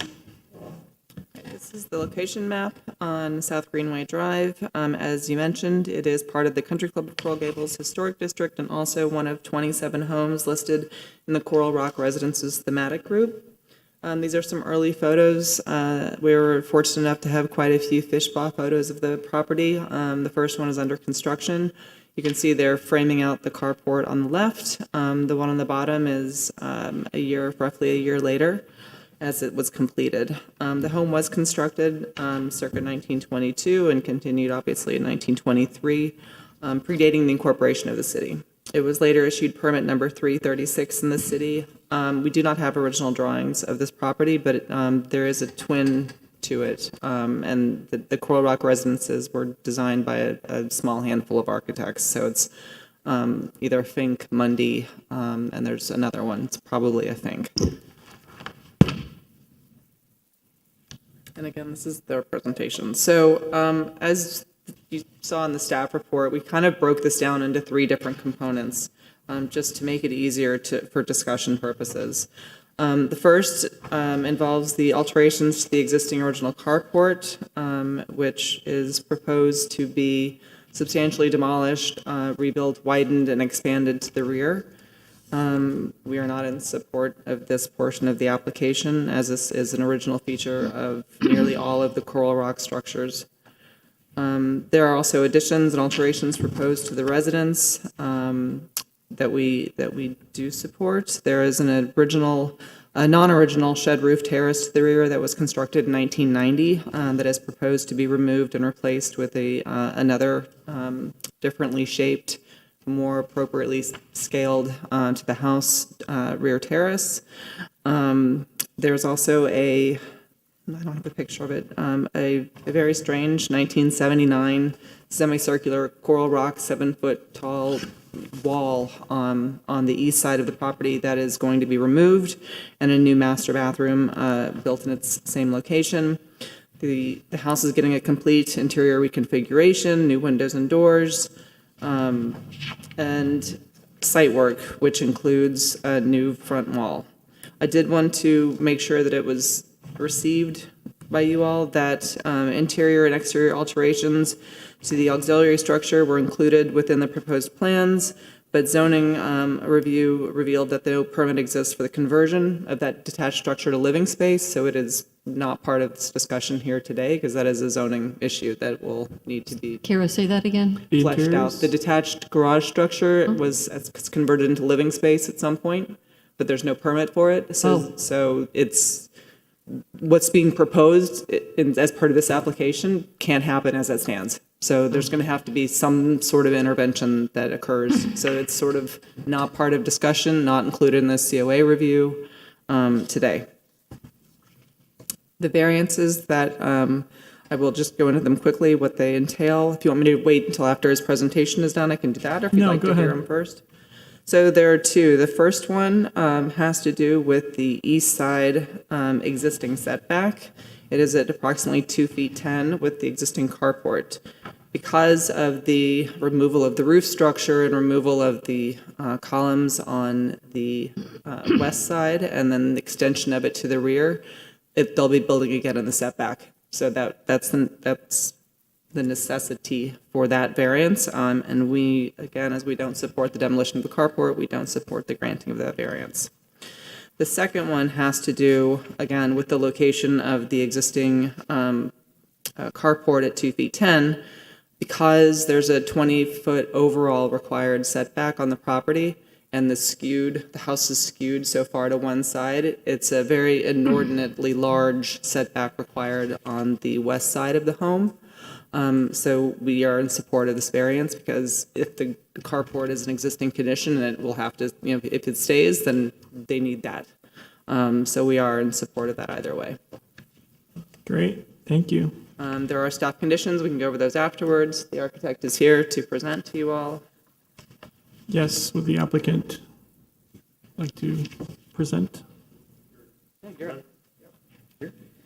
Hi, good afternoon. Good afternoon. Mr. Chairman, ladies and gentlemen of the board, thank you for the opportunity to present our project to you. My name is Jordi Esteban Design Studio. I'm the architect for the project. Mr. Ron Smith is the homeowner. According to my wife, I'm a minority kind of homeowner. So as Kara mentioned, our property is located on the western end of Granada Golf Course, facing north. It is situated between two properties that were sold off. Originally, a part of this property sold off in the 1980s, 1983 and 1984. And we wanted to make a point to bring this to the attention of the board because this is in fact what has created the non-conforming condition for the carport and the reason why we have to work with the setback that we have today. So to the left you have the existing site plan. To the right you have the proposed site plan. The modifications that to the building that affect the site planning are, as Kara mentioned, enlarging the carport. It's redoing the terrace, the 1990 terrace, to not necessarily larger, but a better placed terrace. And it's adding the master bathroom addition where that semicircular wall that was built in 1979 exists. A detail of the proposed site wall, the front site wall. We have gone through a couple of iterations with the Board of Architects on this wall, and this is where we have landed. I believe there's a mention in the staff report that the gate was intended to be solid. In the last iteration that we presented to Board of Architects, we had already made the effort to make it transparent so that it was more the same design as the fence above the wall. This is one of the points I think is also mentioned in the staff report. There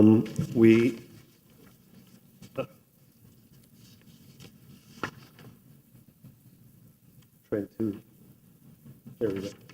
So our wall originally started as a 4-foot wall, and we realized that these properties, because of the reduced setbacks, have the triangle visibility issue. And so we had to accommodate that. And so what we did was we had to lower the solid portion of the wall so that it was no more than 30 inches and add the fence above that to get us to a 4-foot height, a height that's important to the homeowners from a security point of view.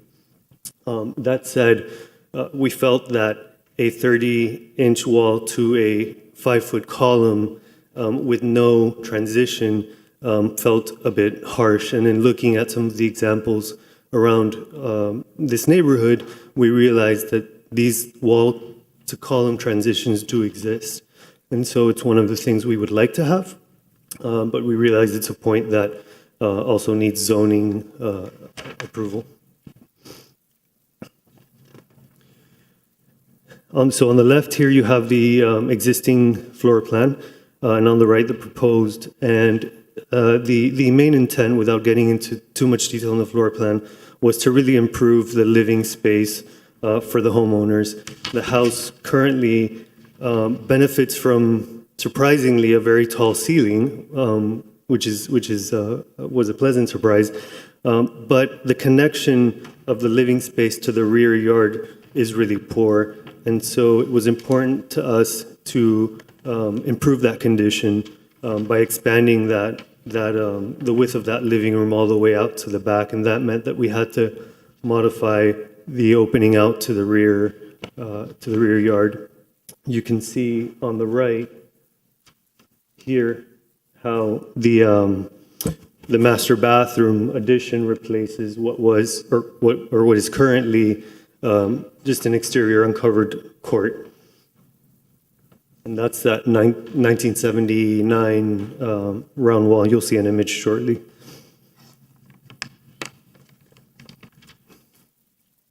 Proposed, existing and proposed front elevations. The house, so this house has gone through a series of modifications also along the way. And one of those modifications that was not a part of the historic house was the addition of this front porch. So although it's an existing condition, it's not a historic condition. And so this, along with the rear porch, are two conditions that you go from a very tall interior seating to a very low beam condition at the porch and the terrace. We are wanting to replace the fenestration. The fenestration was done in a way that I think shortens a lot the appearance of the openings. These two volumes facing the front originally were porches to the house. And so you would walk through these porches and then through side doors into the house. So they were originally screened enclosures, and then along the way screens were replaced with windows. So we are wanting to redo the windows and doors, obviously hurricane resistant, but also in a manner that reinforce the geometries, the original geometries. And so we're working with a couple of vendors that can give us the custom shaping on those windows and doors. So here you have the existing and proposed rear elevations, and you can see on the top the 1990 covered terrace that was added. And so what was done is they worked with the spring point of the roof, and they shed it down, to create the terrace. The finished floor of the house is about 18 inches above grade. So what happens is that when you're in the house and you're looking out towards the rear of the property, you've got the beam right at about eye level. So it really, really closes the view in. So we would like to redo that to get a view that is much more respectful, I think, much more significant, let's say. The current bay window, which exists here, which was a part of the 1990 terrace addition, we would like to remove, and we are asking to expand a bit the width of that opening, so to allow for better daylight into that great room.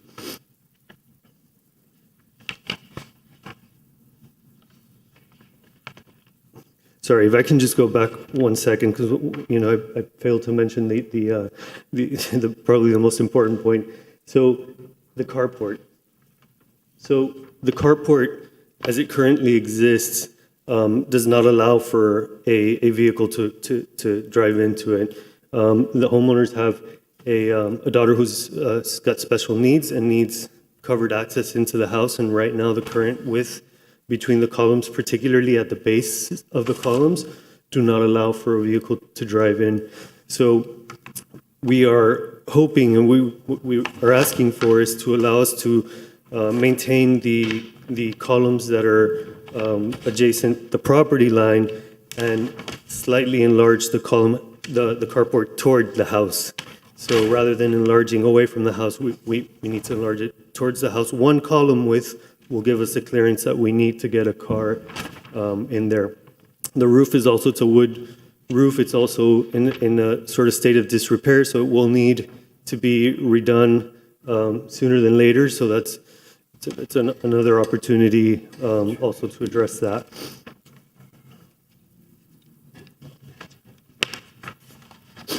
Okay, so this is the west-facing side elevation. You can see the existing carport on the top, the proposed carport on the bottom.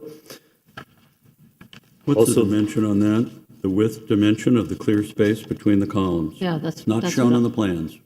Of the existing carport? Yes. So it's at the upper part of the column? No, the width between the width from edge of the columns where the car goes through. Yes, so at the upper portion of the columns, it's 8 feet. At the base, it throttles down to nearly 7.5 feet. It's got the Oolite has a plus or minus 2-inch base, about 18 inches tall around the columns, and that's really what restricts. Disagree. 12.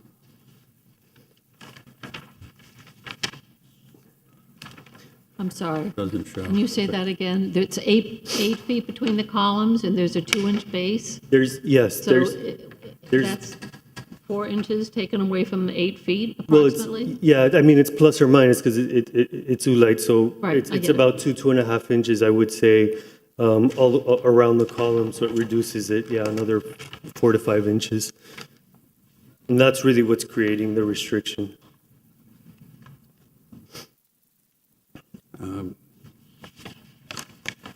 Please continue. Can I ask, didn't this board ask for drawings to have existing and proposed On the on the same- same page? It is on the This almost presentation, impossible yeah. to follow. I mean, I'm really, Let's continue with the presentation. Okay. So east-facing side elevation, you can see it's drawn with a section cut through that 1979 semicircular wall so that you can see that what exists today is a pair of sliding doors with side lights that are not the original opening on that facade. That opening was modified when that wall was built.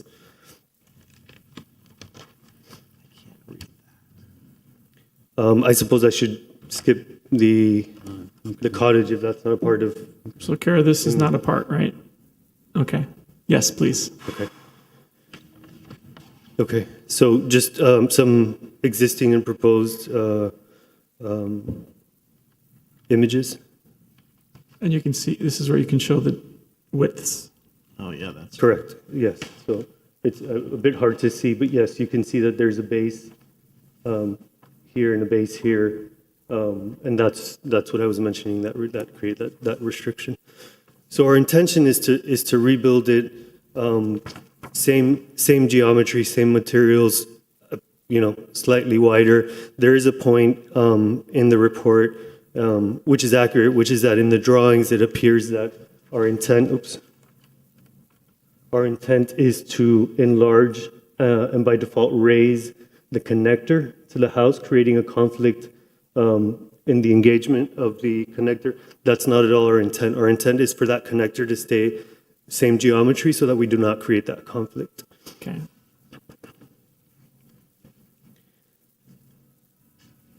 This is the current and the proposed covered terrace to the rear. So again, some dialogue with the Board of Architects about materials, about scale. This is where we have landed.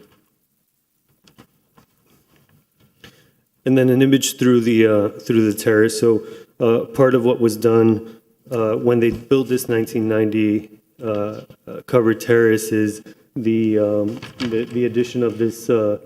We think it's a steel beam that's encased in wood, but it sort of it clips off, let's say, even the top of the original elliptical openings.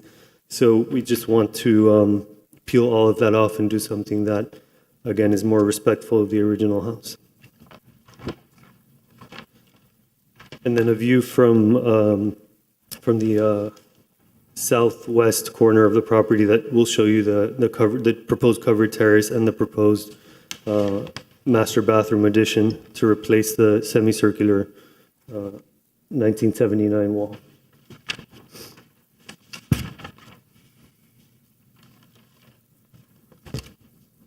Another view of the current and the proposed on that sidewall.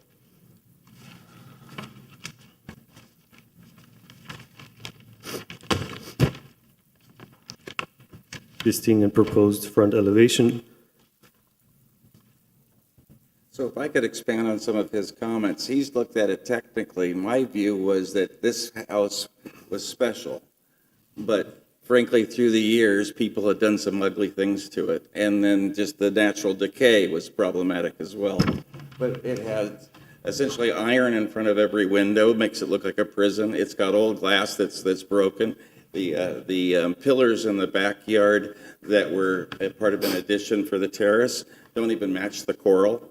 I mean, you go through the carport. I know we're all tired of that, but the carport needs to have a new roof, new wood underneath it. And frankly, my wife and I have a special needs issue where we need to have access to have a van come in, and a daughter who's got Creta Shaw, she can be. We're not supposed to talk about it, but the intent was that the carriage house was going to be used as a place that she can stay on the weekends with my wife. And so I know there's issues on that front. I think that they're misplaced. But what we're trying to do is essentially invest in something we both looked at and said was special but neglected. And we want to get on with the project. And frankly, he's done a wonderful job capturing the renderings. And I think it's going to be a gem when it's done. But right now, it's a dilapidated eyesore. I mean, some of the choices on this house originally, that front door, it's like somebody went to a rummage sale and said, "What can I use?" And frankly, this house deserves something different than that. And that's what we're trying to do. Thank you, Mr. Smith. Are you finished with the presentation? Yes, Just the last slide? Yes, last slide, just an overall. Okay, it's a complicated item, so before we start jumping in, let's try to go through the chair if you don't mind so that we don't overwhelm the applicant. I have questions. Are there any questions for staff or the applicant? Mr. Gillis? Yes. Okay, on this, the rendering you have up, the wall, is that coral rock or what finish is that? Well, so he and I are a little bit on a different page. The intent was to make it look like the old walls that are prominent throughout the area. I thought it was going to be coral rock smeared with a plaster. I don't know what the correct construction technique is, but we were trying to essentially create something that looks like it belongs. Okay, but where are you seeing walls that look like that? At least on this rendering, I don't know of any. Where am I seeing walls in the city? You mentioned that this was inspired by a wall in the city. I mean, I've seen coral rock walls, I've seen stucco walls, but that looks kind of like I don't know what it would be, kind of like a mashed limestone, is that? What is the material? Well, as you mentioned, the intent is to do a coral that then could be stuccoed over. At the end of, at the end of Greenway, the house, it's a historic house that meets Coral Way, I believe, is a good example of this wall that is stuccoed in certain areas and then appears the stucco to peel off and expose the coral. Got it. So the problem is I think there would just be too many finishes. It looks like the addition you're doing is stucco. I would have recommended to do the wall in stucco, but that's something that can be addressed later on. Somebody mentioned that a car won't fit in that carport. I've seen cars in that carport. A van will not fit, and frankly, you can't then transport from the van in between the area that's to the walkway to the carriage house. But isn't there a circular driveway where one could exit a vehicle from right in front? So the intent is to actually transport our daughter to the cottage in the rear. I see. Okay, thank you. And it's the only covered transition point, Yeah, it's covered, and it's the only one where you don't have to negotiate large stairs. It's a direct wheel back. Okay. The material that you're proposing to use for the carport, would that be salvaged from the existing? Would it be the coral rock from that? I would love for it to be salvaged, absolutely. I mean, the intent is for it to be restored and not look like it was rebuilt later on. Right. So if, salvaging that stone and rebuilding is an opportunity to do that, then by all means. I mean, my preference would be to cut off the existing one if you have to create some sort of attachment method, then you move it over 18 inches and you reuse the same one. That would be my, but he's going to tell me that's impossible, but that would be my preference. Understood. Okay. This did go to the Board of Architects. Were they Yes. okay with this wall? That was Yes. The front wall? Yeah, so as I mentioned, we went through a couple of iterations, and this is where we landed. Okay. Yeah.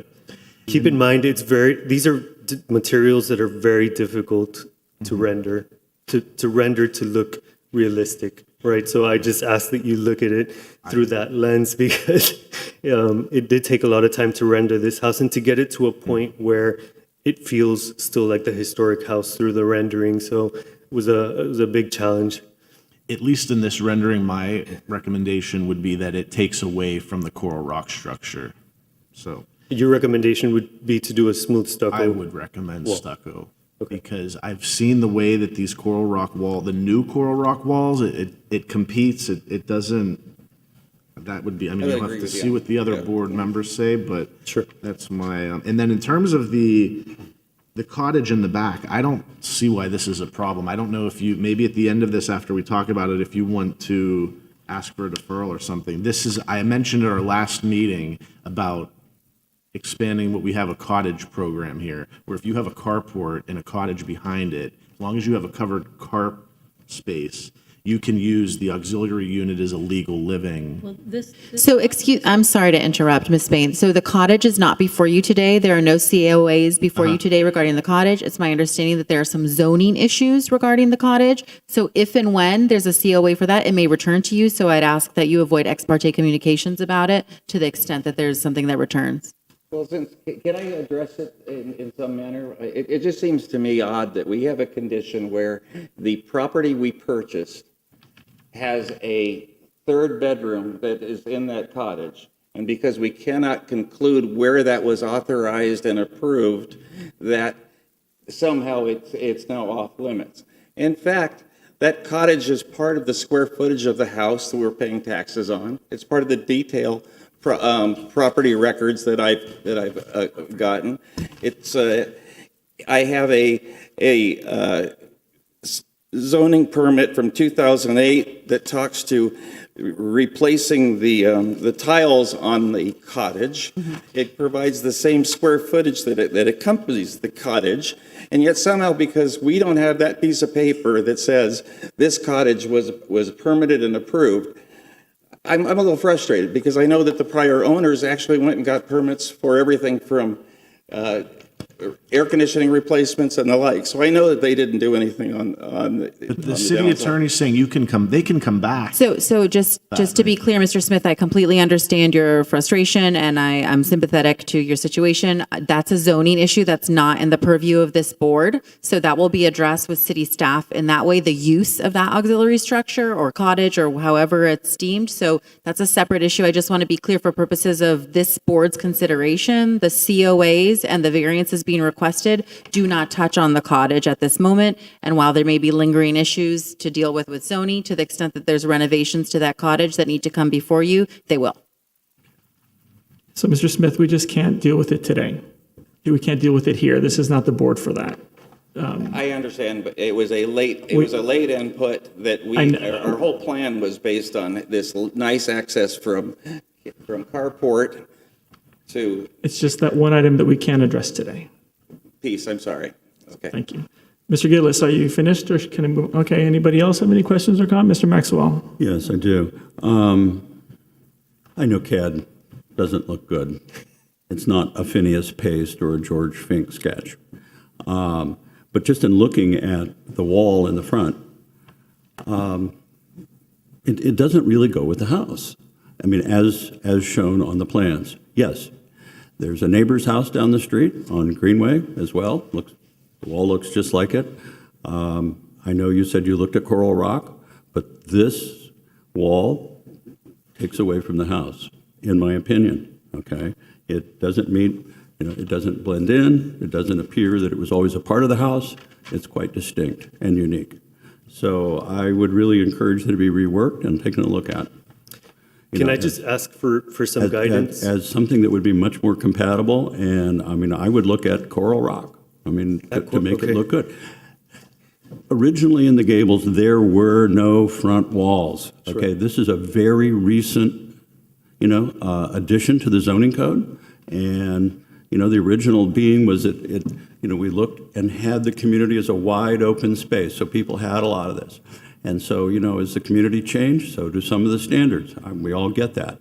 And so if we're going to move forward and you're going to do this, try to do something that looks more like it would go with an early 1920s Coral Rock house. There's a number of Coral Rock houses around, and, I don't see any of them really with walls, but so try to look at something that looks a little better than this.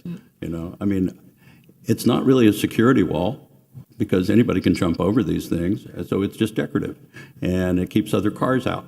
So, let's look and see what we can find that would come up a little more in keeping with this. So Mr. Esteban, you have one stucco, one Coral Rock. Let's see what the other board members before you respond, Mr. Ehrenhalf. Sure. Can I just ask a question, or should I wait I would till the just end? wait till maybe you hear from everyone and then pop back with all your questions.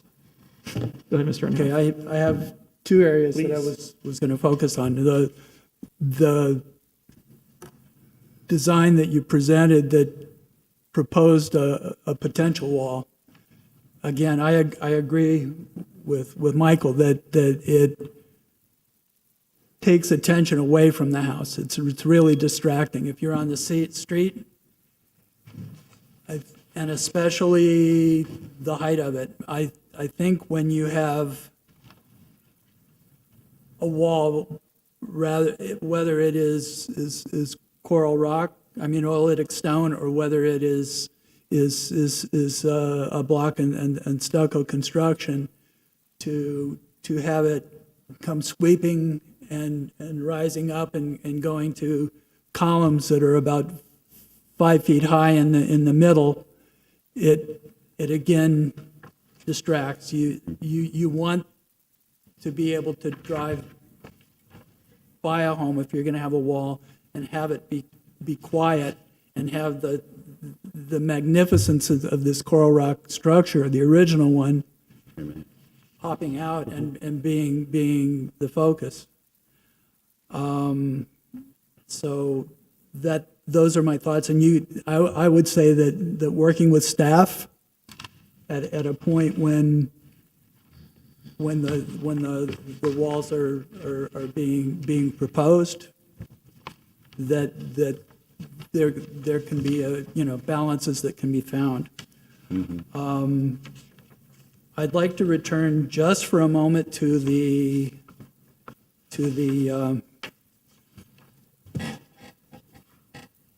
entry. I am not in favor of demolition of the porte-cochere. Okay? And if it is true that only, say, 3 inches is lost on the interior sides of both of those columns, you'd have 7.5 feet of width left. And my experience is that even with a full-sized van, a vehicle like that can pass through 7.5 feet. Most vans are less than 6 feet wide from my experience. I think the issue for them is that it's hard to open up the door to let their daughter out on the interior.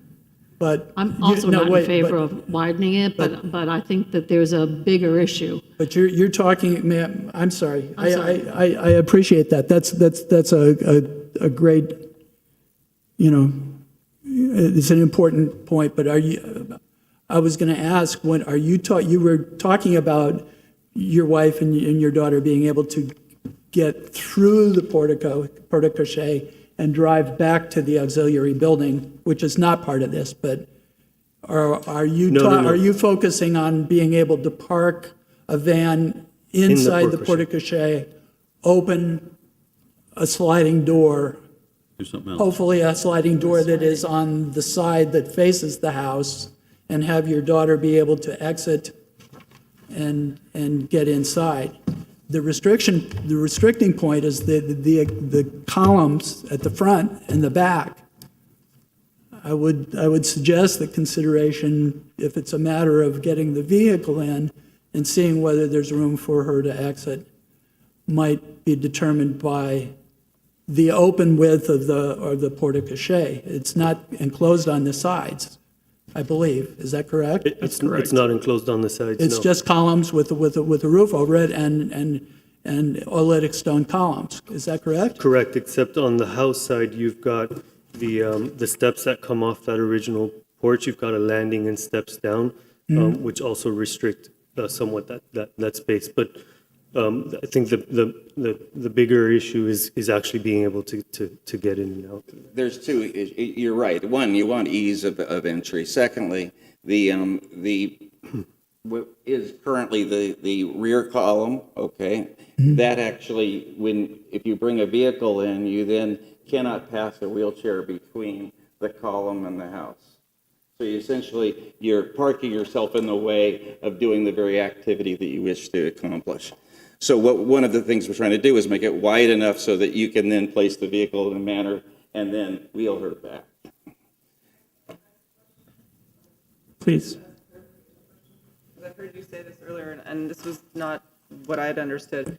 The widening of the carport is not to provide access to the house. No, it's to the carriage. It's to unload your daughter and deliver her to the cottage. Yeah, I mean, I'm not precluding her entry. No, understood, but that was the plan, yes. Both. I'm sure it's both. Well, then I still don't understand, because you're wanting to unload her inside the porte-cochere, but wheel her to the auxiliary house that we're not discussing today. That we don't talk about, yeah. Okay. Well, The Baltimore house, yes. Why is it that you must let her out in the porte-cochere? Well, there can be a range of reasons. One, if it's foul weather. Okay, but if you're going to take her to the auxiliary house by unloading her inside the porte-cochere, she's also going to be exposed to the weather. I'm not trying to be argumentative. I'm just trying to understand. If she's arriving in foul weather, she would be taken into the main house at that point, not to the cottage. So again, we looked at this, and I know that the term has been viewed as demolition, but in fact, much of the existing structure has to be replaced. It's the issue of two columns that we're talking about. The roof has to be replaced, the supporting wood has to be replaced, just because of its current condition. And so by moving those inward columns in 18 inches, we also solve another issue. That's the whole idea behind this. And frankly, it doesn't diminish the view from the street. We were very careful that what caught our eye about this house was its uniqueness, its charm, its the coral construction. We're not trying to do anything that undermines that. And to your point about walls, I think we're going to go through a period where we look at different materials to see what matches best. I know that another member has suggested that plaster should be better. I don't know what it is, but I think that we all have a good eye, and I don't mind sharing those decisions with you later on for concurrence or whatever the process is. All right, Mr. Ehrenhaft, you have. Okay. I don't know the nature of the stairs that are in the extension between the house and the right side of the porte-cochere as you're standing, but if those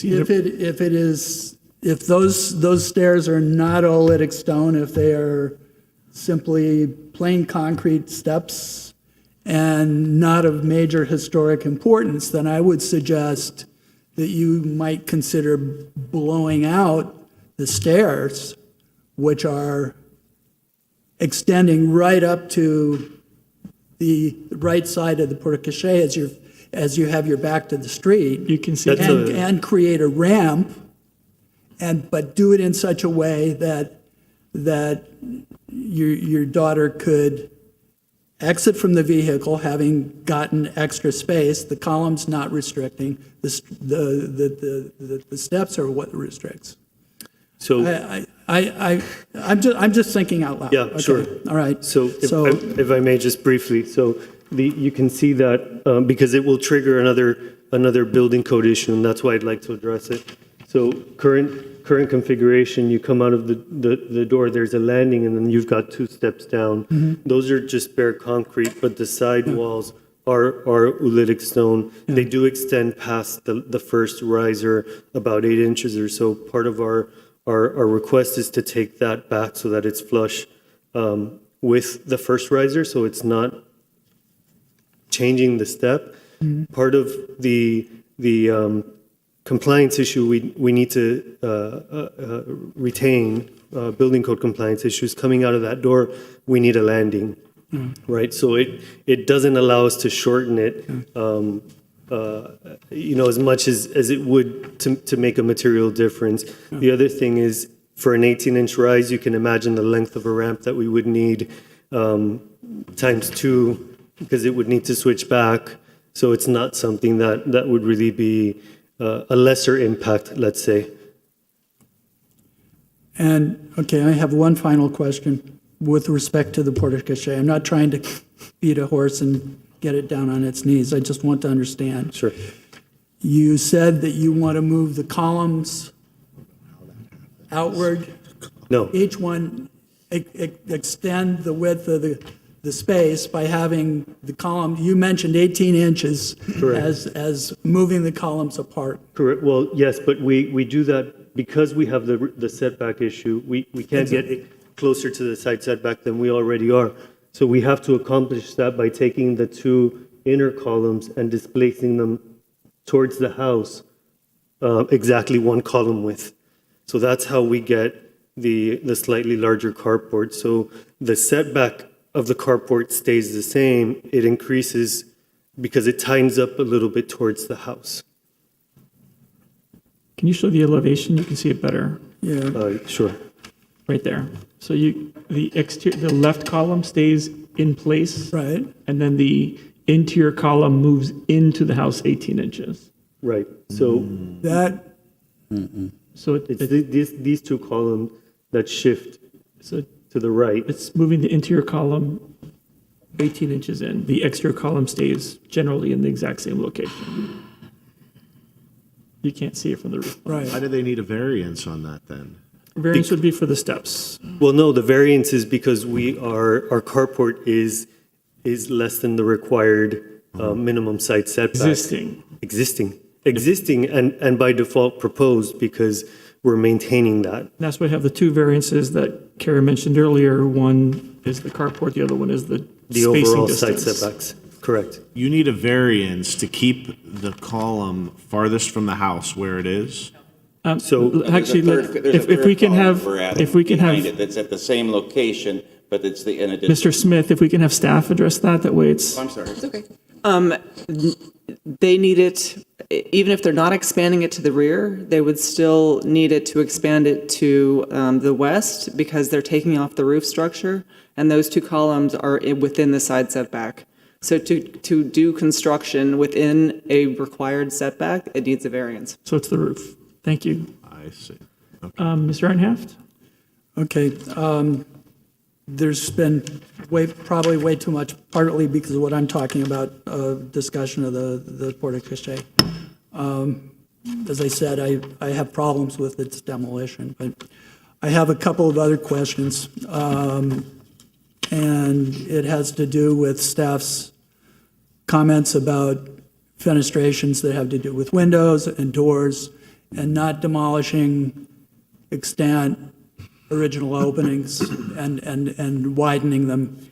In this case, if you look at what is the porch at the front, the same facade that has the front of the porte cochere. Yes. Between the 2 bays that extend, you have a porch, okay? And if you look back to the 1920s photographs and even the one from 1940, you had, in that facade, you had a triple set of windows.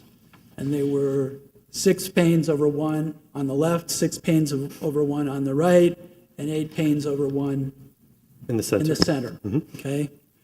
at an unknown date, then, at least unknown from the documentation we have, then those windows were closed, taken out, and doorway was placed. Correct. Okay.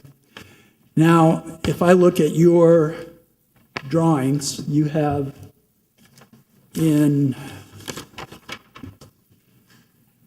A101.2, you have, I'm saying 101.1, excuse me. You have notes in the bay at the bottom of that drawing, and it specifically says, opening to be enlarged to accommodate new door, refer to proposed elevations for size and geometry. Okay? Yep. When you look at and that is that existing and proposed demolition plan, okay? If you look at the same opening where you have your proposed elevations for the same entryway, instead of enlarging, it's reducing. Instead of saying that you are going to enlarge, in other words, demolish some of the coral rock or oolitic stone entrance, it conflicts with that. It says block up portion of existing opening, patch and repair, and finishes to match existing. Now, if you have an already extant opening, I can't speak for staff, but if it were to be enclosed slightly, let's say you put another foot or 2 feet or whatever the width on the left and on the right, you're adding more oolitic stone. Okay, that's not the original fenestrations because they were windows, but if you at least have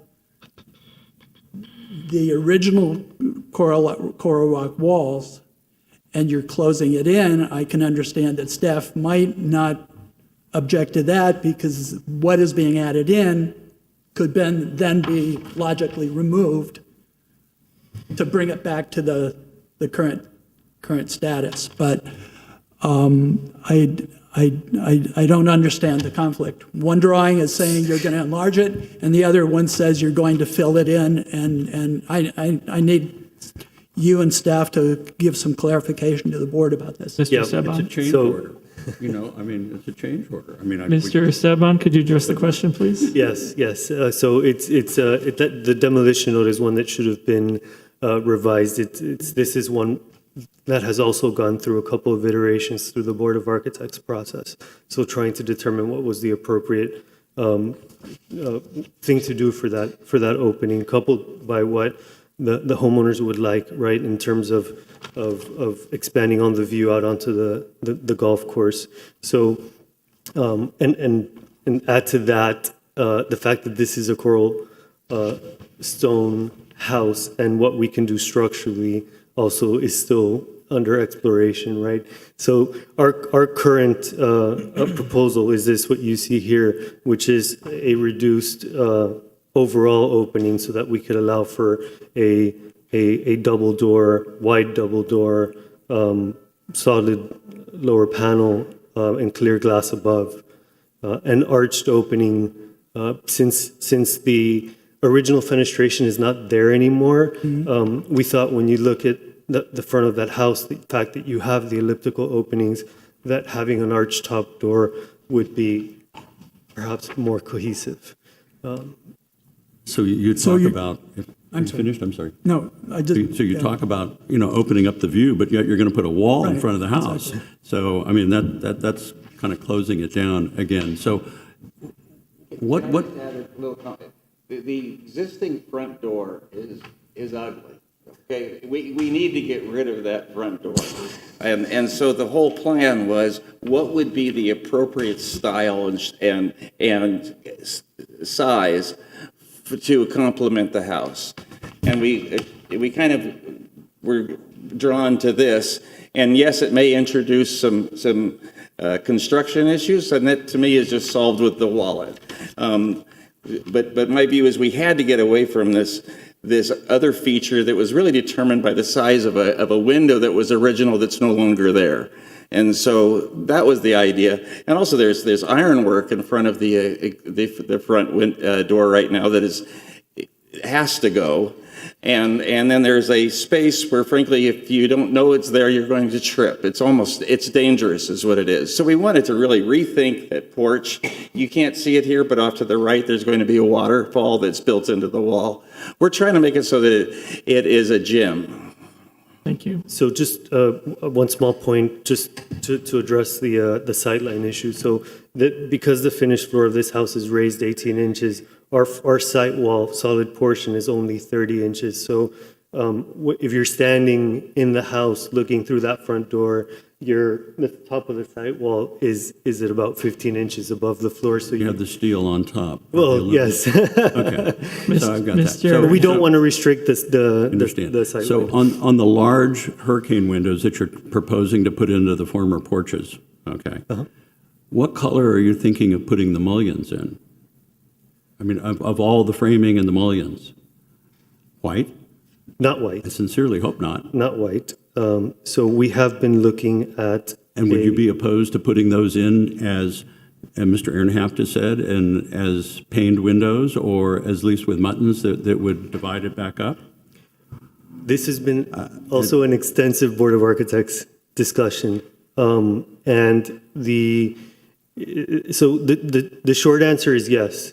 The long answer is that, in their opinion, because these were originally screened porches, there wouldn't have been any divided lights, right? So there actually would have been a lot of divided lines, but it's difficult to ascertain. I'm just giving you the backstory. Yeah.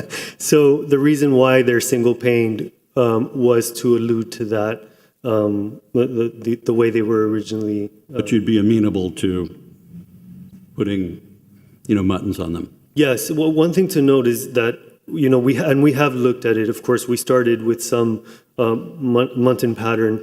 If you notice where the ellipsis spring, so that spring line is right at about 5 feet. Mm-hmm. So part of the problem the house has today is that your divider between the operable windows and the fixed transom is right at eye level. Mm-hmm. So it just becomes a huge obstruction, right? So that's also part of how we have to deal with these openings. Mr. Ehrenhaft.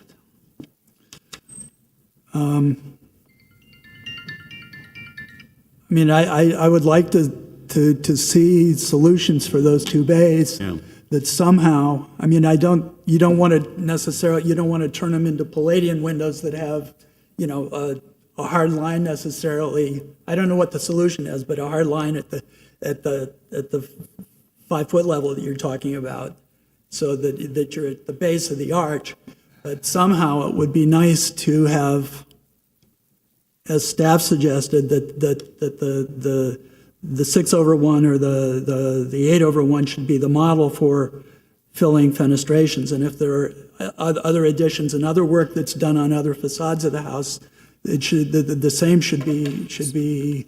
So that's an important followed, distinction. So just to educate new board members and to remind other board members is that we've done this in the past. So where it's a screened opening, there would be done a screened frame and then basically clear view. So this triple configuration is appropriate for this, and it's something that we have done in the past. There was one instance on another Coral Rock house where they wanted something to be operable on the window, and they did it at the base, actually. They did a lower awning at the base, which I don't know how useful that actually is. But what they've proposed, we don't actually You don't have a problem we don't have with an it. issue Okay, with it. all right. So the reference to using the 6/1s or the 8/1s as a pattern would be for other fenestrations around the property when that work comes to. Okay. Correct. All of our rectangular windows will have the 6/1. Okay. Thank you for that clarification. I appreciate it. On that same Hold issue. on. Ms. Spain or Ms. Dene, do you have any thoughts or questions before we go? I just have very few Please. comments. So I have to get back to the porte cochere because that's the main thing that, I think all of these other things, the wall, you're going to figure out. I will say that if you're trying to do a wall that you're exposing the coral rock beneath it, that's been tried multiple times in the city horribly. I mean, and I approved it. And then I went out and looked at it, went, oh my God, so Sure. it's obviously really hard to do. It doesn't sound like it's hard to do, but I'm telling you, it's never You been done. can't cheat time. It's never been done successfully. I mean, look at the Venetian pool. That's an example where they expose a coral rock intentionally. But I don't think you should do that because it never works out well, in my experience. So I think you're going to be able to figure out the wall somehow. But the porte cochere is, for me, a major issue. I do not think it should be widened. I think that the geometry then becomes a little odd when you're looking at it in the front facade. I do think that if it's your intent to get your daughter from there to the back building, and I know we're not supposed to talk about the cottage, but you may want to consider attaching it to that structure. This has nothing to do with altering it, because then that back structure becomes part of the house, and you can have living quarters in there per zoning. And we've done that before on properties. It may not be what you want. I don't think it needs to be air-conditioned space. It can just be. It has to be solid roof though, right? Not a trellis. It has to be a solid roof. I don't know how that can come back to us in some form of a variance, if whatever the design is. But I would encourage you to look at that because you're not going to get around zoning.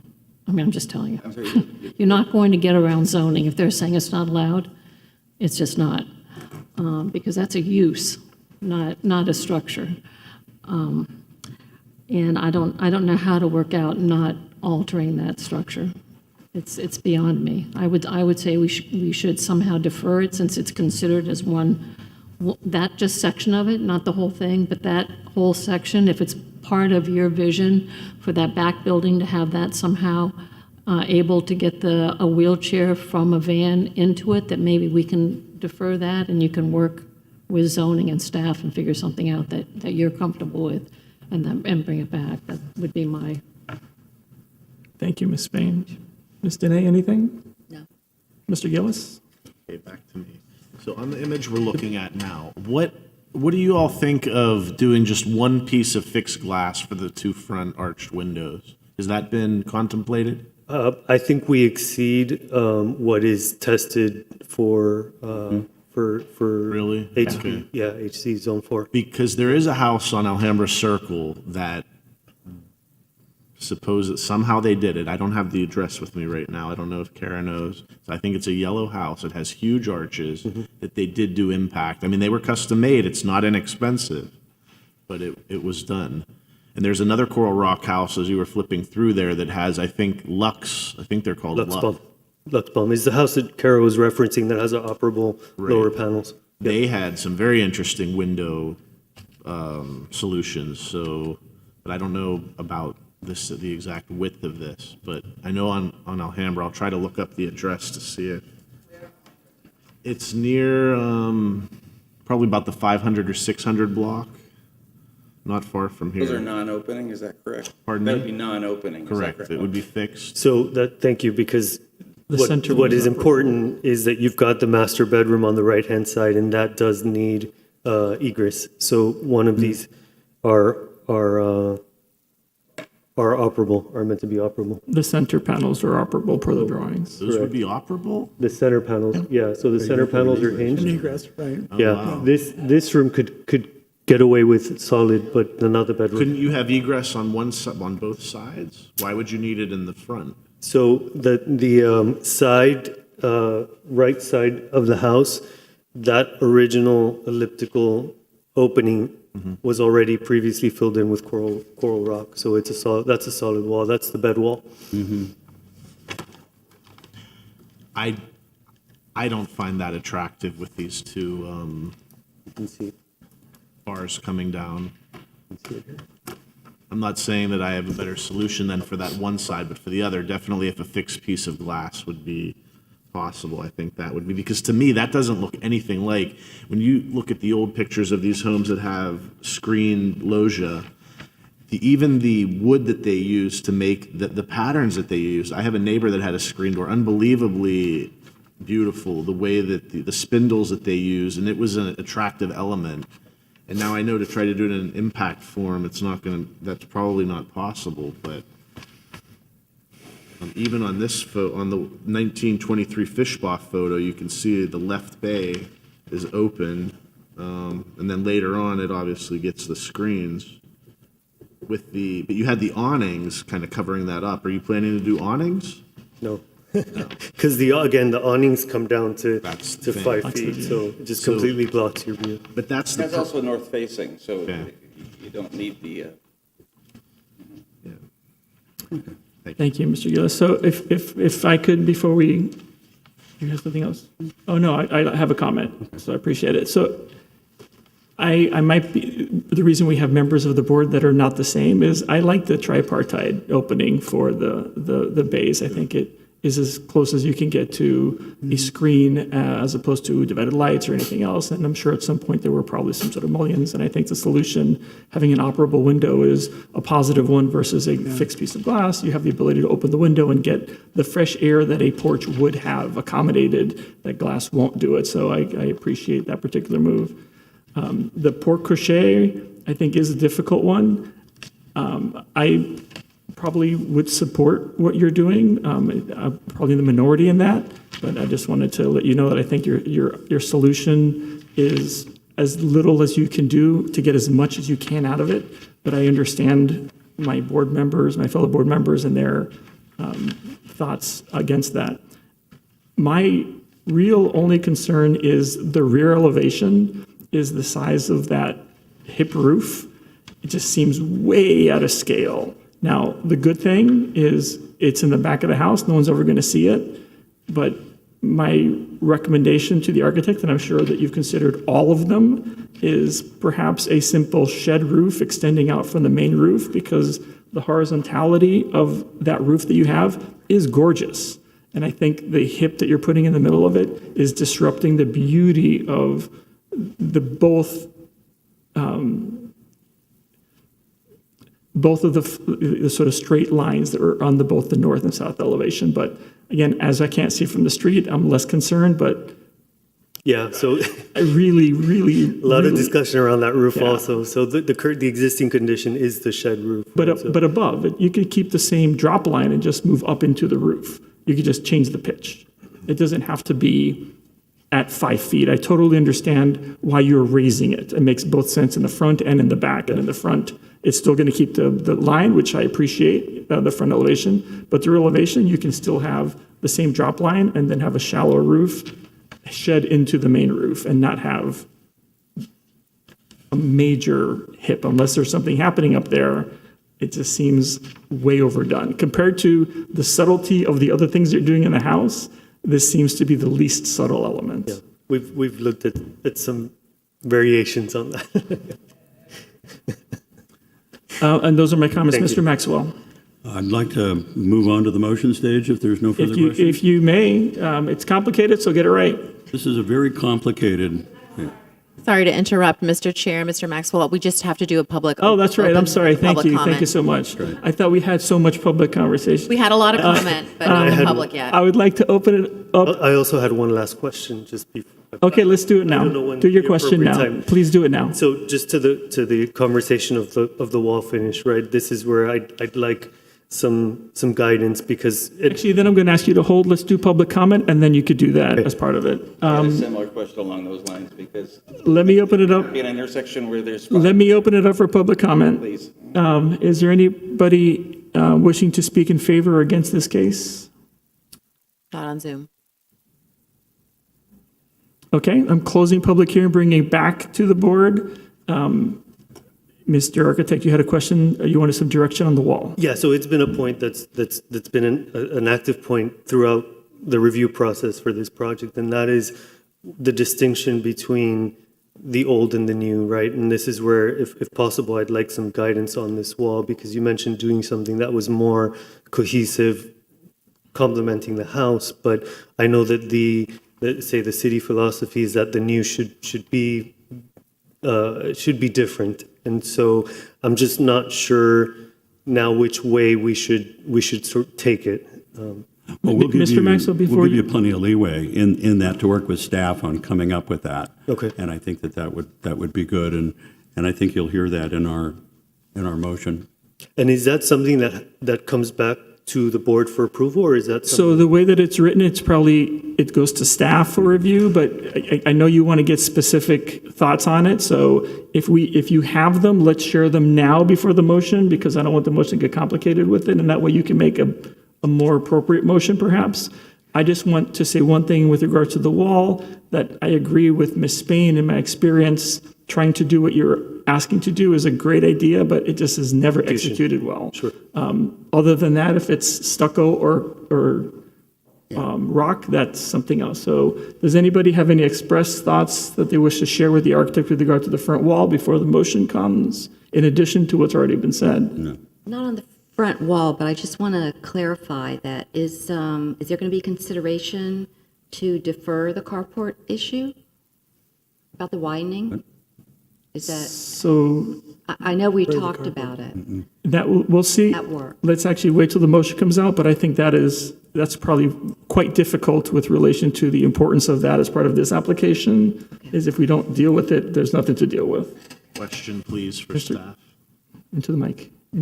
Question, please, for staff. I don't know if it's for city attorney or historic. What is the turnaround time for them to get an answer on this zoning issue? I'm not sure what the specifics are, so I'll defer to staff. Well, I don't know what the zoning comments have been. So I'm not sure.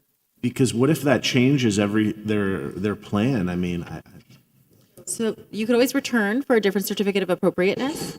If for instance, that space is legalized or not legalized and it changes the plans, you could always return for a different certificate of appropriateness, but. Correct. And as it stands now, so the way it's no fault of the current owner, at some point that was illegally converted, and it can't happen. You can't have a detached living space in a non-estate sized property unless you are a cottage property.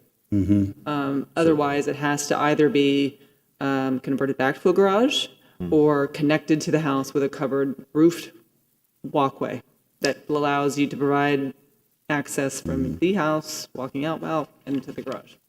So just a minor point, just for the sake of being aligned on this. So,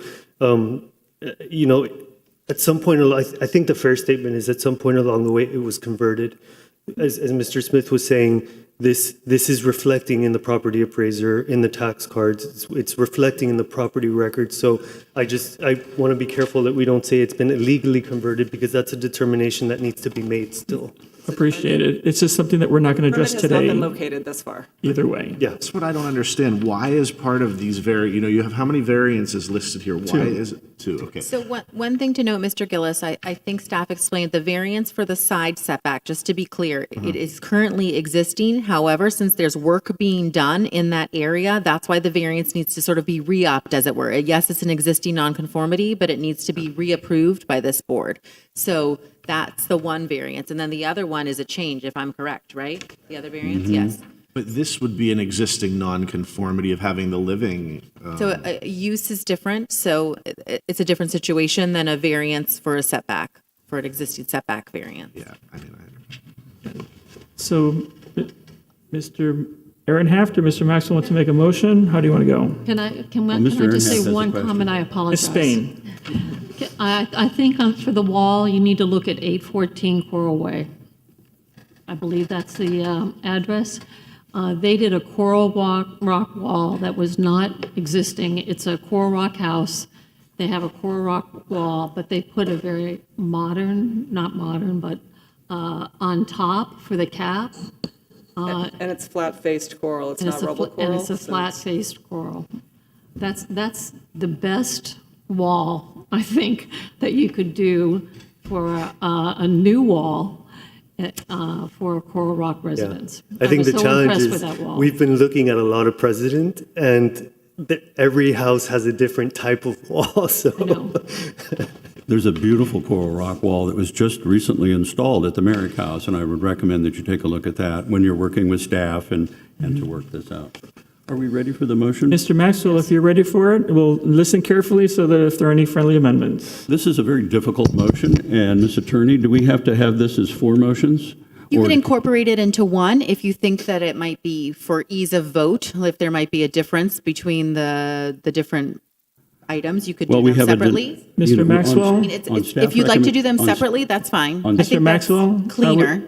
Mike, let's do them separately, please. Okay, very good then. Okay, I'm going to make a motion based on the staff conclusions, so, which I think that we've all determined, are reasonable and allow you some flexibility in moving forward, particularly with the wall and some of these other things. And I think that they also reflect the wishes of the board at this time, about how to proceed. And it's no indication to you, Mr. Smith, or your wife or your family. It's just simply that, this building's been around since at least 1923, and, we'd like to see most of it stay as it is, if that's possible, and allow you the ability to maintain, live in it, and enjoy it. So I would like to make the motion, as staff has concluded the following conditions be incorporated into the motion. That the existing original carport is to remain and not be demolished or widened. That new window door buttons are to be high profile and dimensional, and I would like to add a personal note that they should be a dark color. Window and door glass to be clear, non-reflective, non-tint. All roof tile is to be of true two-piece barrel tile.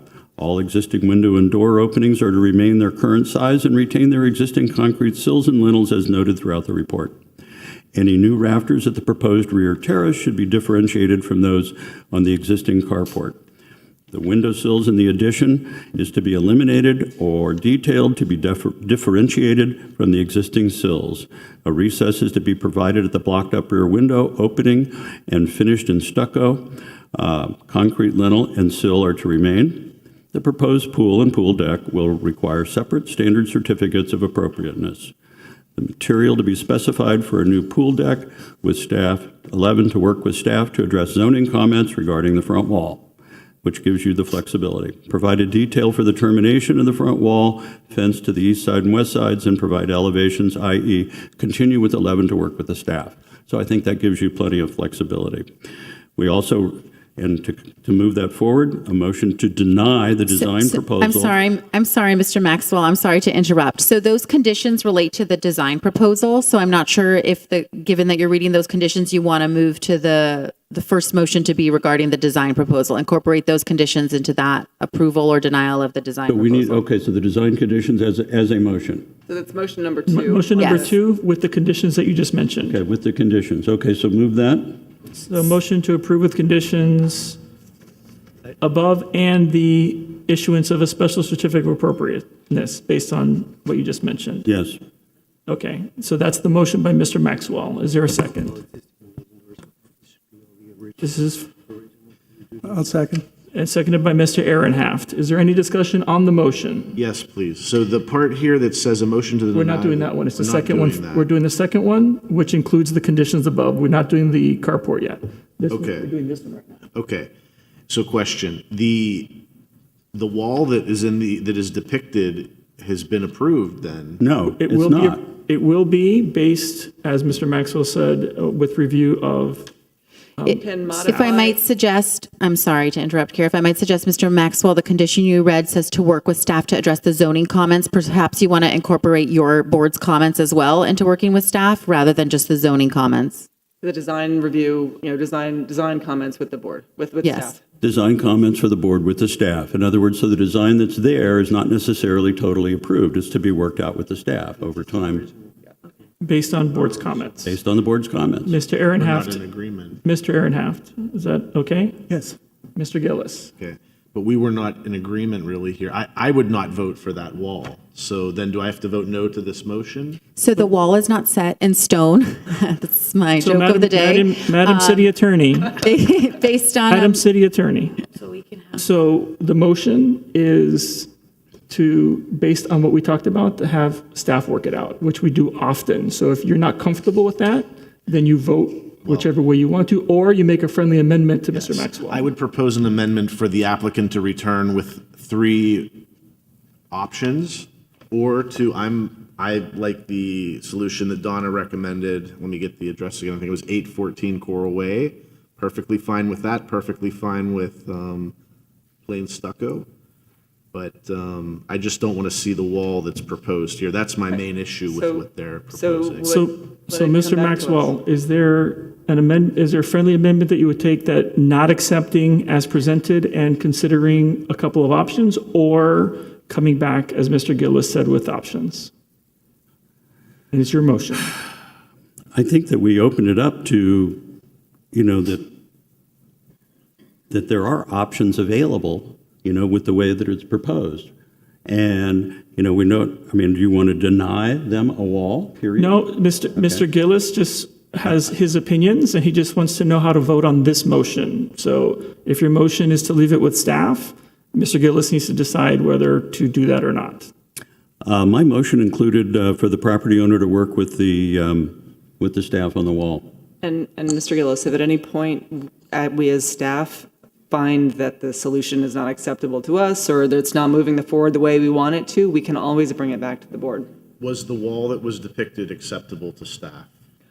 I assumed it was bad rendering, that it was going to be some variation of a stucco wall. So that I didn't even pick up on the fact that it was partial both.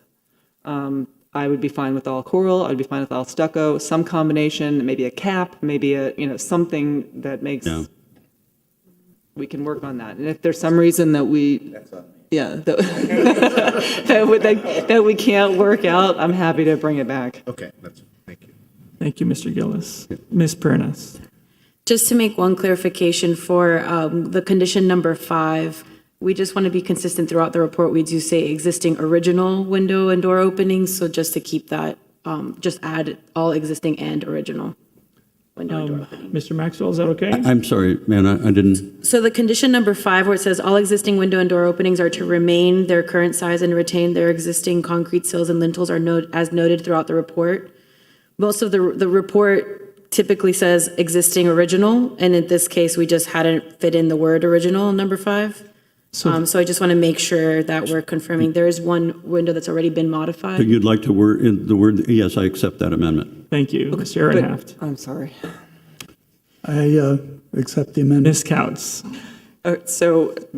Sorry. The reason why that's not exactly worded that way is because of the front door.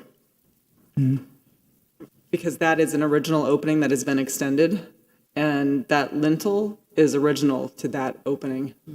So in the future, if that were to be put back, that window were to be put back, the location is there, the way that they're showing it is getting rid of all of that and putting in a new arch front door, and that's why that says they should remain with their lintels. So that's the... So window, existing original window and existing door. Existing openings. Kara, is that still appropriate to insert the word original? For the door part. You could then argue that that's been modified. So that's why it says existing openings. They're not to be further modified. Okay, Michael, you can go back to the original one. Then let's go back to the original one, Kara. I mean, because you want the door opening to remain, okay? And I know you're going to put a waterfall there, but keep the door opening, use the door opening, recess it. I mean, that's how we usually do the standards of these things. Yeah, is it as we proposed, or do you want the white version that is currently on the house? They're conferring. So couldn't it be, where am I? Number 5. All Don't want the wider original one. You want to door maintain openings that and opening, okay, as you've got it. That's the Mike, intention. we're all talking, so Ms. Spain. Okay, couldn't it be all door openings, all original door openings and existing windows, or whatever it is that's proper?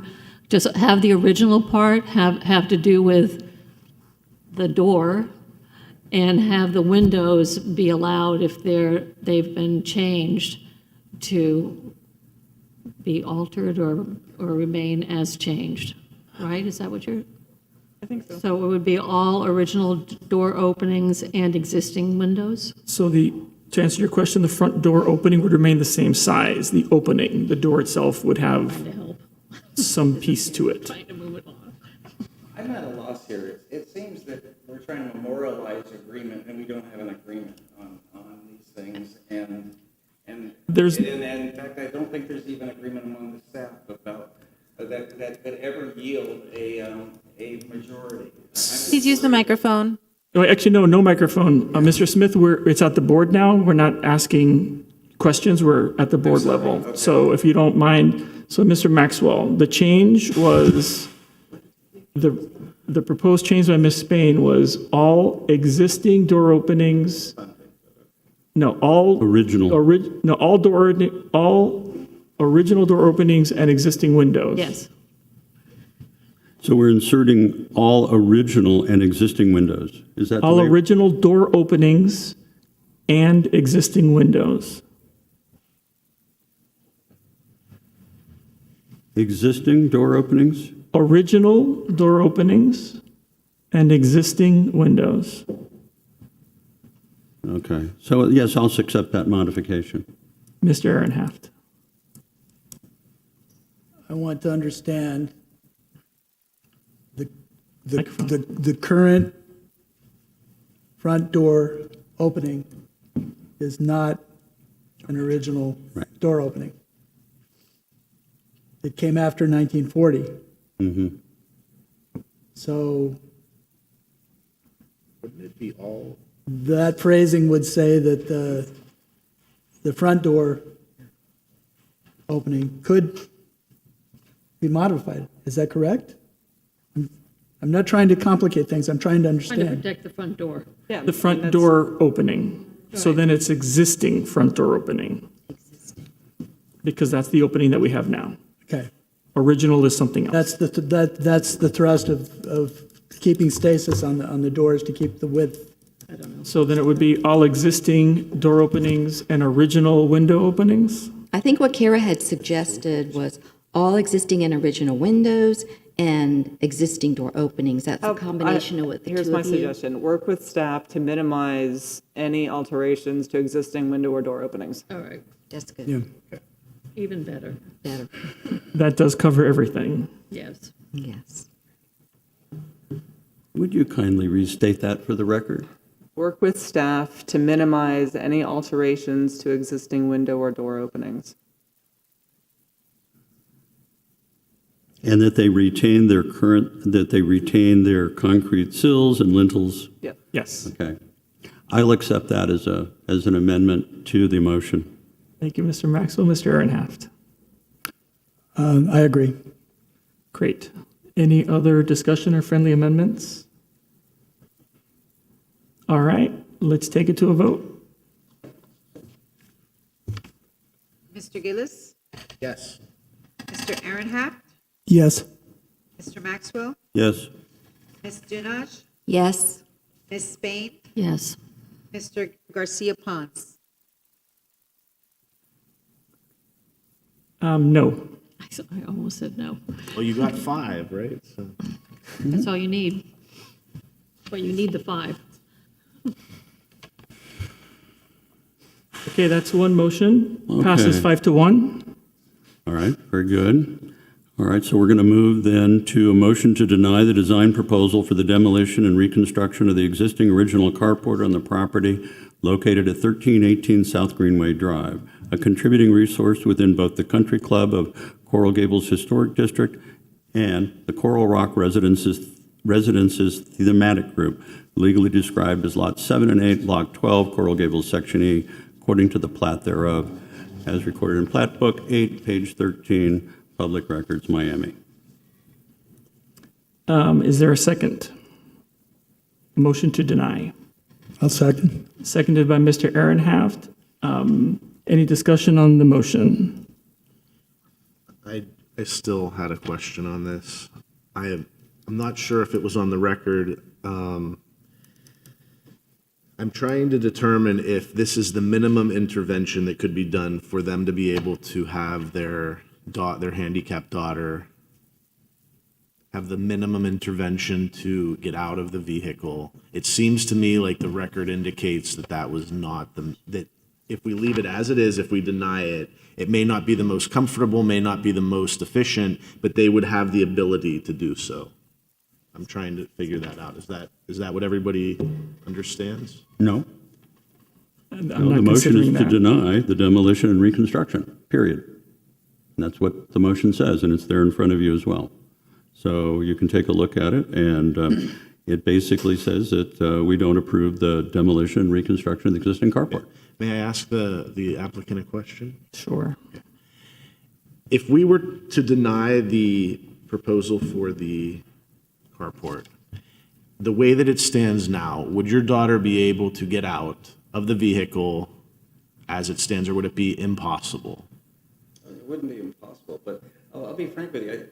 Into we're going down a path. It's Into just the a microphone, Wouldn't be please. impossible. Please use the microphone. Wouldn't be impossible. Would not be Thank you, impossible. sir. Thank you. No, Okay. I mean, I understand. you could always unload her on the circle driveway and bring her way back. It's No, that's certainly not what I asked, though. I'm asking about the carport, that as it stands now, an emergency, if this van enters the carport, it seems to me like she would be able to exit. Would not be the most efficient, the most comfortable, but it would be possible.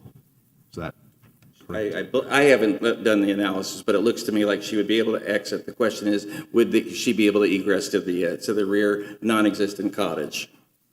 Thank you, Mr. Smith.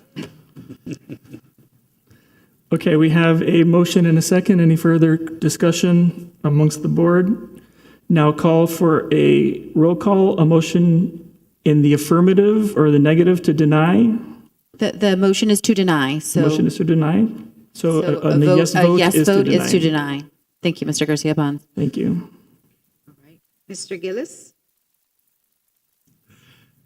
Vote yes to deny, correct? Correct. Mr. Ehrenhaft, Yes. Mr. Maxwell, Yes. Ms. Dunaj, Yes. Ms. Spain, Yes. Mr. Garcia Pons. No. Motion passes 5-1. Mr. Maxwell. All right. We have a motion to approve a variance to allow the addition to the residence to have a west side setback of 12 feet 8 inches, which provides a minimum total side setback of approximately 14 feet 1 inch, totaling 14.1% of the lot width versus all single-family residential setbacks. If I may, delete that or just go on by that and to approve the variance as stated therein on the side setback. Okay, there's a motion to deny. Is there a second to that motion? There's a motion to approve. Which one did you just read? The final one in the staff report. Excuse me, Mr. Garcia Pons. My apologies. Motion to approve. Mr. Ehrenhaft? I'll second. Mr. Ehrenhaft seconds. Is there any discussion or questions about the board? Okay, we have a motion by Mr. Maxwell, second by Mr. Ehrenhaft. Call the roll. Mr. Gillis, Yes. Mr. Ehrenhaft, Yes. Mr. Maxwell, Yes. Ms. Dunaj, Yes. Ms. Spain, And what is kicking this in? Overall. But the overall, but what are they doing that they're, By keeping the carport at 2 feet 10, it's allowing them to go further into the west side setback with the addition. okay, yes. yes, and Mr. Garcia Pons. Yes. Okay. Motion passes 6-0. I think we're done. And we're done. We're not done the third We one? have one more. I'm sorry to keep you up. There's a third motion. There was a third request about the carport addition having an interior side setback of 2 feet 10 inches, which that request hasn't been voted on yet. Right, that's what I Okay. thought was. So the other one didn't obviate that one. They have to be individual. I mean, there's a pending request. It was part of the variance. I think to be clean, we should vote to approve or deny that variance. I understand it would be illogical to approve one and deny another, but just for purposes of the record. All right. So finally, then, The final motion then on this is to deny a variance to allow the carport addition to have an interior side setback of 2 feet 10 inches versus all single-family in the code on this property. So if that's Thank That's you. sufficient. That's That's a motion. Is there a second? I'll second. Seconded by Mr. Ehrenhaft. Any discussion? Let's call the roll. Okay, Mr. Gillis, Voting yes to deny, right? Yes. Okay. Mr. Ehrenhaft, Yes. Mr. Maxwell, Yes. Ms. Danach, Yes. Ms. Spain, Yes. and Mr. Garcia Ponce. No. So now I have Motion another passes question. 5-1. So what about approve with the conditions, the design proposal? That was the first one. Huh? That's the first thing you did.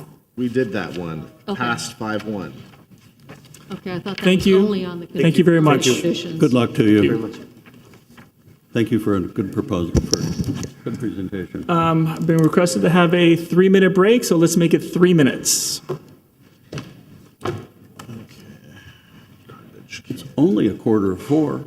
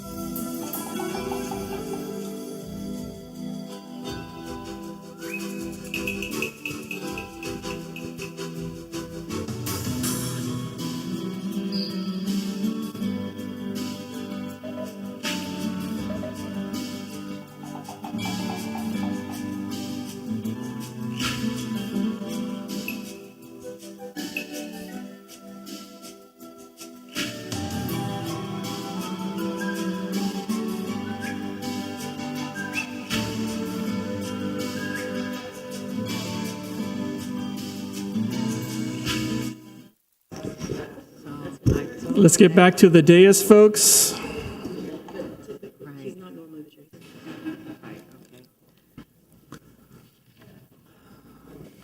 Meeting is called back to order at 7:16. Going to the last item, case file COA-SP 2023-18, an application for the issuance of a special certificate of appropriateness for the property at 434 Alcazar Avenue at A, contributing resource with the Alcazar Avenue Historic District, legally described as Lot 4, Block 5, Coral Gables, Section B, according to the plat thereof, as recorded in Plat Book 5 at page 111 of the Public Records of Miami-Dade County, Florida. The application requests design approval for the enclosure of the front porch. Ms. Bernas. Good evening. So the enclosure, the proposed, is comprised of aluminum frames with the color indicated as bronze, and the windows will be single light in appearance. See, this is the location of the property at 434 Alcazar Avenue. These are the historic photos that we have from our 1940s archive. And this is the existing condition.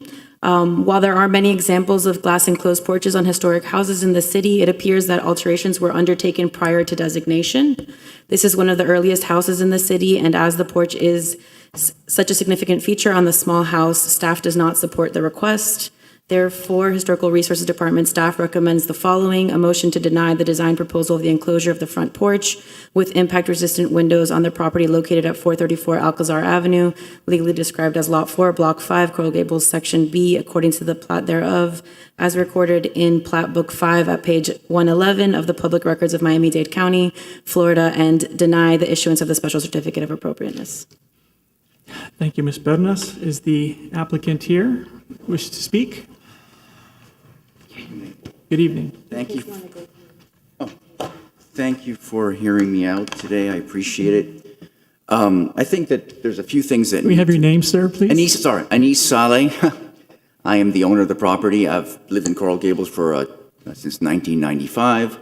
I've owned 4 separate homes in the Gables. I own a commercial building on Sevilla Avenue, which is right across from Fogo de Chao. I've owned that since 2008, refurbished 3 homes. First of all, it's not a small house. It's one of the biggest houses on Alcazar Avenue. It's 2,700 square feet. It's probably bigger than 80% of the homes on that street. In 1989 or 1990, there was a major addition done to the house. There's an entire building in the back of the house and a second floor added to the house. As far as the color, we had agreed to change it from bronze to white, which is what the Board of Architects had recommended. And as far as the windows, if you see the windows, all we're doing is putting glass on the inside. We're not removing the grill. If you walk by the house, it's clear, you see in. It'll be the exact same thing, clear, transparent, no tint, non-reflective. Hurricane windows. Why am I asking for it? Because it's useless for 9 months out of the year, that section of the house. I can use it productively when it's not 100 degrees out and when it's not humid out, which is seldom in this state except for 2 or 3 months. It would impact, we're not changing anything. We're just simply inserting glass behind the metal grill. That's it. You won't even be able to see the frame of the glass because the metal grill that's inside has a frame around it. It's about 1.5 inches thick. And that's pretty much it. It's visually from walking by the house. If the glass is clear, you won't even tell the difference from what it is today. I'm trying to make the house more secure. I'm trying to make the house more hurricane-proof. I'm trying to improve the house. So we are more than happy to make it white. And I think there was a misunderstanding in terms of that because we had agreed to that. And I am more than happy to not remove the grill. I never wanted to remove the iron. I think it adds to the house. And I actually love the iron, and I don't want to remove it. So it's just putting the glass on the inside. If you look at that first photo for the opening, it will be in that inside area and not visible from the outside other than glass. And I have my architect here, and she's more than happy to answer any questions, and my GC, Bobby Andrade, also. Thank you, Mr. Saleh. Anything else from? No, Marian Rios from FC3 Architecture Plus Design. No, yes, I think there was a bit of misunderstanding. We want to keep, I apologize. We want to keep the grills and just have the glass, and it really won't change the look of the existing structure. Perfect. It would be clear glass. Thank you. Any questions from the board for the applicant or staff? Yes, please. Okay, Mr. Gillis. Okay. How do you all feel about the portico? Have you contemplated removing that completely? I'm not sure what you mean, but you have to educate me. Portico, this piece in between the three arched openings on the front with this triangular roof. I mean, I like it. It's an integral part of my house, and if it's raining out, it covers people coming in and coming out. I think it adds a different dimension to the house because I don't, the picture there doesn't really give you the whole thing. Unfortunately, I have one on my phone, but you can't really see the structure behind it. It's actually, I wish I could pass my phone here to you. It would show.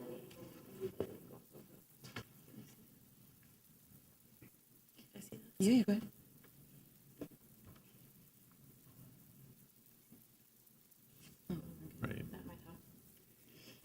Yeah, and if you're looking from the front, I mean, I think it all flows together. You've got a higher thing behind it. It just kind of like adds a bit nicer entryway to the house, in my opinion. It also provides shelter from the conditions as they are. But by enclosing what you're proposing to enclose, wouldn't that then serve kind of as an entryway before the living room of the home? I'm seeking to enclose only the three windows, the one on the side and the two. I'm not seeking to enclose the covered part. Right. So, I mean, the covered part, I would require a major job to remove that and change the roofing. I mean, that's not what I'm looking to do. Yeah, it just historically, that is to me the most disruptive. When you look at the historic image of the property, that's not an original feature. How that was ever allowed, I don't know. I think it was done back in the late 80s, before the designation. Yeah. I mean, my concern is just that with these homes, you start changing one thing, then two things, then three things, and then it becomes the point of, what's historic about it. But I'm not really changing it. I'm just putting glass behind the iron. Okay. Just one point here. Your name, sir? My name is Robert Andrade. I'm the general contractor. Thank you, sir. The one thing that we had here was in there before. So we're just changing it for white framed arch, which you really won't see, and clear glass. I mean, it's like we're not changing anything. Thank you. Back to the board. Any questions for? Okay, time for public comment. I'm opening it for public comment. Is there anybody here or on Zoom wishing to speak in favor or in opposition of this case? Hearing none, we'll close public comment and bring it back to the board for discussion and/or a motion. Well, I don't understand the comment here where it said this was started before the designation. I don't, what was started before the designation? I mean, in this staff report, it says. The application for the portico and the addition were done and is part of an expedited SCOA with the designation back in 94, I believe. The portico was added later. It was but that's not designated part in of the application 96. before us No, I'm today. just talking about, it says My somewhere in here, wait, someplace in here, it says that, what was it referring to? Was it talking about the portico share was done prior to designation? I don't know this house. I probably signed the designation report. No, Ellen did. It's pre. Yeah, I'm not sure where you are. at the bottom of the first page where it says proposal. Applicants requesting design approval. Applicants requesting design approval for the enclosure of the open front porch with impact-resistant aluminum windows. The frame colors for the windows is indicated as bronze and glass selection as clear. Maybe it's under the staff conclusions you're looking at. It says it appears these alterations were undertaken prior to designation. Yes, that's, and what The applicant's alterations are you referring to here? I believe that's referring to other homes. Mean, other. Right, that other properties have had the glass enclosures But done. that was done before. Right, and typically done before the designations occurred. I apologize. I was like trying to follow. I don't think that's necessarily the case. Because That was the case, that part of that was in discussion with an application that actually came before you all last year on Alcazar, just I think down the block. That typically the glass enclosures were done prior. Was John Fullerton's house done prior to being designated? I don't think so. Anyhow, that's beside the point. I just think that more than anything else, boards and elected officials and any government needs to be consistent. Because you can't do for one person that you don't do for another. So if in fact we've approved this before, I think that it's not appropriate to deny it on one occasion. That's why I was asking about that. Thank you, Ms. Spain. Ms. Couts. She was looking at the report for the other. Into the microphone, please. That we took to you guys just recently. And I believe at that time, the board's motion included a statement to the discussion when the statement was to the effect that that property was like 2 houses off Lejeune, and that the concern was the dirt and the things coming on that. And so it was specifically conditioned because of that. So they're case by case. Okay. That's what I was trying to get at. Thank you, Ms. Counts. Any discussion by the board and/or a motion?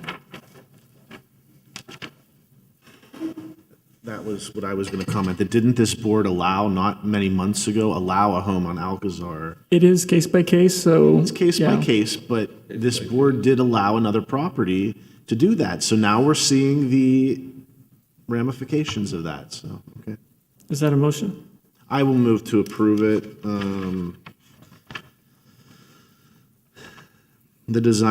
I move to approve the design proposal for the enclosure of the open front porch with impact-resistant windows on the property located at 434 Alcazar Avenue, provided that they follow the recommendation to use white frame windows for consistency with existing windows found throughout the house and high bottom rails for all French doors.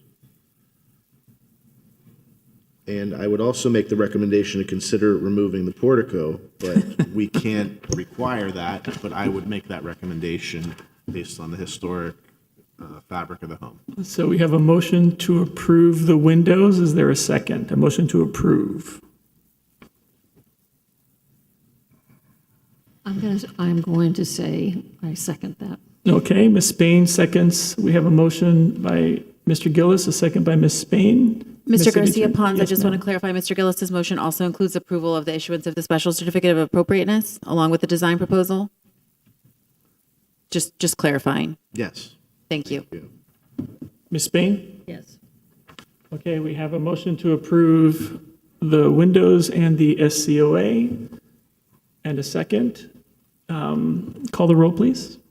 Mr. Ehrenhaft? Yes. Mr. Maxwell? Thinking about it.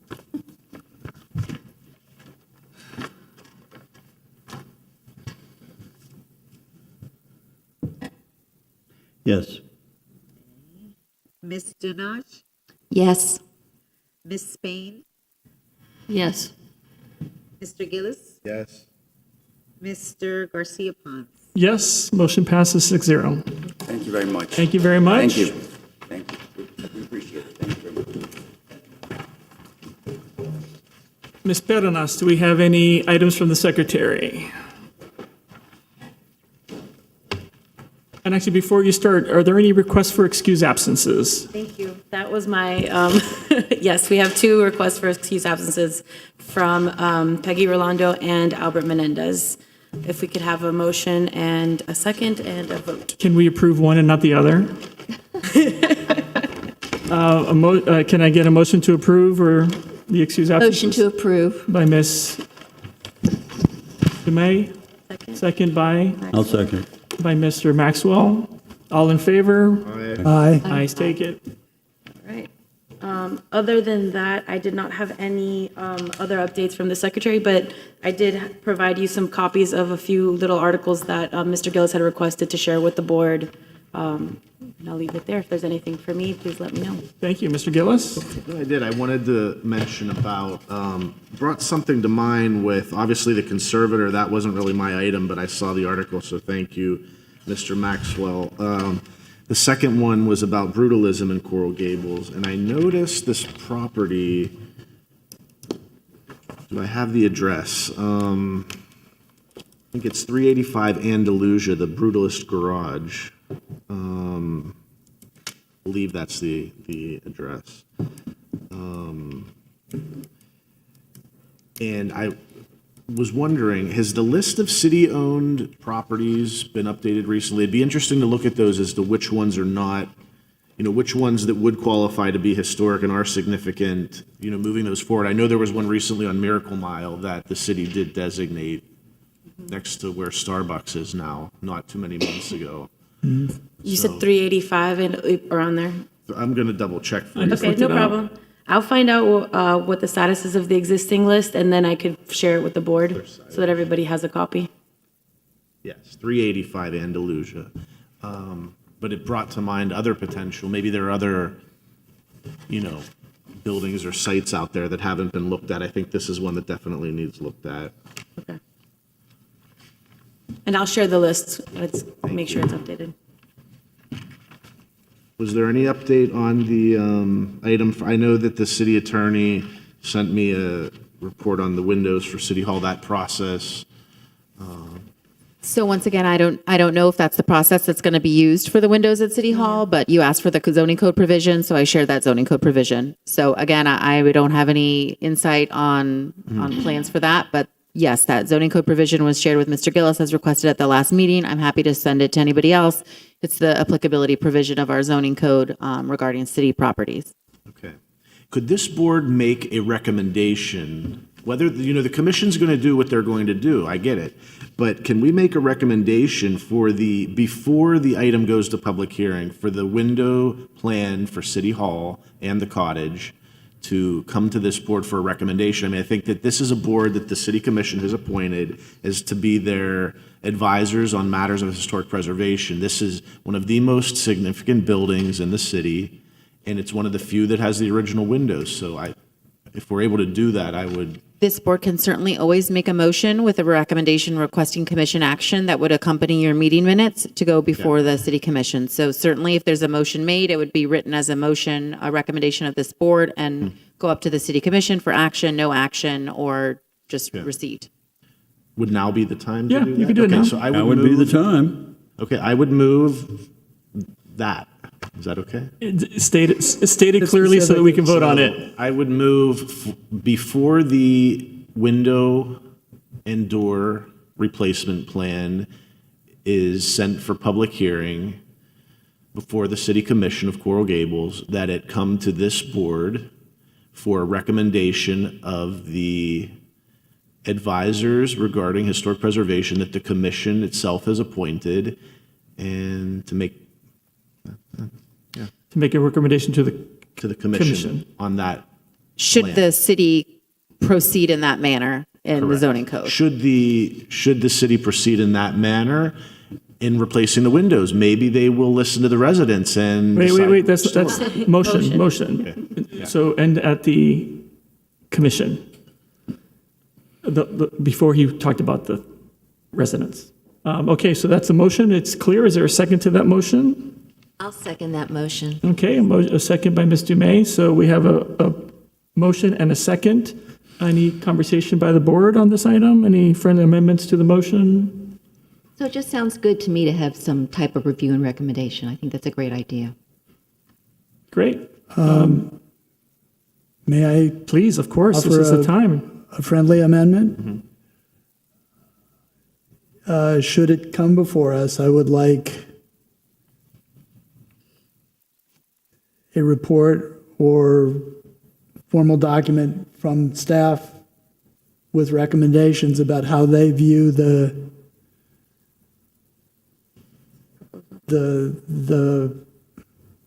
products that are being proposed, and before that goes down the road far enough to not turn around, that their recommendations be be heard by the people that are doing the design work that goes into the proposal. Great. So after referral and recommendations from the Historic Preservation Office. Yeah, and we would always create a staff report for you all in advance of it coming before you. Even this item, because this is, If it's something that ends up coming back this way, yes. but this is an item that we're asking to be a recommendation, a recommendatory body to the council. It's not a COA, it's not an SCOA, it's not a designation. So I understand the amendment to be, I understand the amendment to be, just for clarity, that should this recommendation be adopted by the commission, that when it comes to you all for a recommendation, it would come with a staff recommendation as well? That is not what I understood. That's the not what I motion. was saying. Once it- I'm saying earlier in the process. Oh, understood. Is there a vehicle where staff can think about what, in their view, is appropriate for treatment of the windows, whether it's restoration of them or if there's replacement, what kinds of products and designs and everything that has to do with Muntins and the whole bailiwick. If I don't know whether there's a way for a report recommending or giving staff thoughts and recommendations before, so that those recommendations can be considered So I by those who are going to be doing Yes. the proposal for the work and getting response from bids from people who are going to do it. Understood. I understand then Rather that than your. coming in after the Yes, fact. that your amendment would be that prior to finalizing any proposals that may come before this board, that historic preservation staff work closely with facilities or whoever is doing that work to incorporate, to work closely in that project. And then, Yes, and I then, think that the historic preservation staff needs to be in the loop with what's going on with the windows. And if you get farther down the line and then they're doing revisions, then they need to be in the loop through the They entire just process. Need to be involved in the entire process Yes. of whatever happens to these windows. Yeah. Right? That's Thank a you. friendly amendment, Mr. Gillis, to your motion. I mean, I almost think that's a second, I accept it if that can be wrapped into this. so we're requesting the staff provide review and recommend to participate in the process and then provide the Historic Preservation Board with review and recommendations based on their experience when we review it Exactly. prior to recommending to the commission. Is that correct? Can you? That's not what I understood, but I'm not up there. So that's why I think we're clear. I think we can't vote on what we just talked about. So it's either we vote on Mr. Gillis's motion, have a second one, or we try again. And what I thought I heard, unless Ms. Pernas wrote it down, was that that the Historic Preservation Office be participating with the rest of city agencies and departments in coming up with a solution to the replacement of the windows, and prior to have that item come before this Historic Preservation Board, prior to going to City Commission for our recommendation, and prior to it coming before us, that city staff provide us with a review and recommendation. That sounds like what you said, Mr. Gillis. Yes, no, I understand that now. Part one and two, I understand yes. Yes. So there's 4 steps. Yes. Participate in the process, provide the recommendation to the Historic Preservation Board from staff. Historic Preservation Board provide a recommendation to the City Commission. City Commission, should they engage in that process spelled out in the zoning code, look at the windows. That is exactly right. And these are all recommendations coming from you as a resolution to the commission, and then the commission can decide what to do. That is with correct. Yes. Correct. Just to be clear on what happens after that. Accepted. Mr. Gillis. Yes. You accept. Ms. Dumais. It's good. Okay, we have a motion and a second. Any thoughts? There's no public comment because it's a resolution from our board. Let's call the roll. Ms. Spain? Yes. Ms. Dunaj? Yes. Mr. Maxwell? Yes. Mr. Ehrenhaft? Yes. Mr. Gillis, Yes. and Mr. Garcia Pons. Yep. Okay. Okay. Mr. Chair, if you don't mind, just for the record, that will be finalized. Our office will take your meeting minutes, put them into a resolution format, and then when these meeting minutes go to the board, likely in September sometime, they will accompany those meeting minutes. Perfect, thank you. Mr. Gillis, additional items? I have two more. Two more. Hopefully quick. The Coral Rock thematic group was brought up today. The property that was recently designated, I don't know how many years ago it was now, maybe two, maybe one only, that had it's south, it was on Davis, that had a non-historic house in the front and a Coral Rock cottage in back. Was that added to this thematic, or was it done separately? Ms. Couts, to the microphone, please. You can use this one if you want. It was designated individually as the result of a significance determination. I see. And that structure wasn't, I mean, it was a residence, but it was part of a, what's the right word The for it? camp. Yeah, it was like a lodging camp, and it was one of a series. I believe it wasn't the main structure. So it wasn't a house.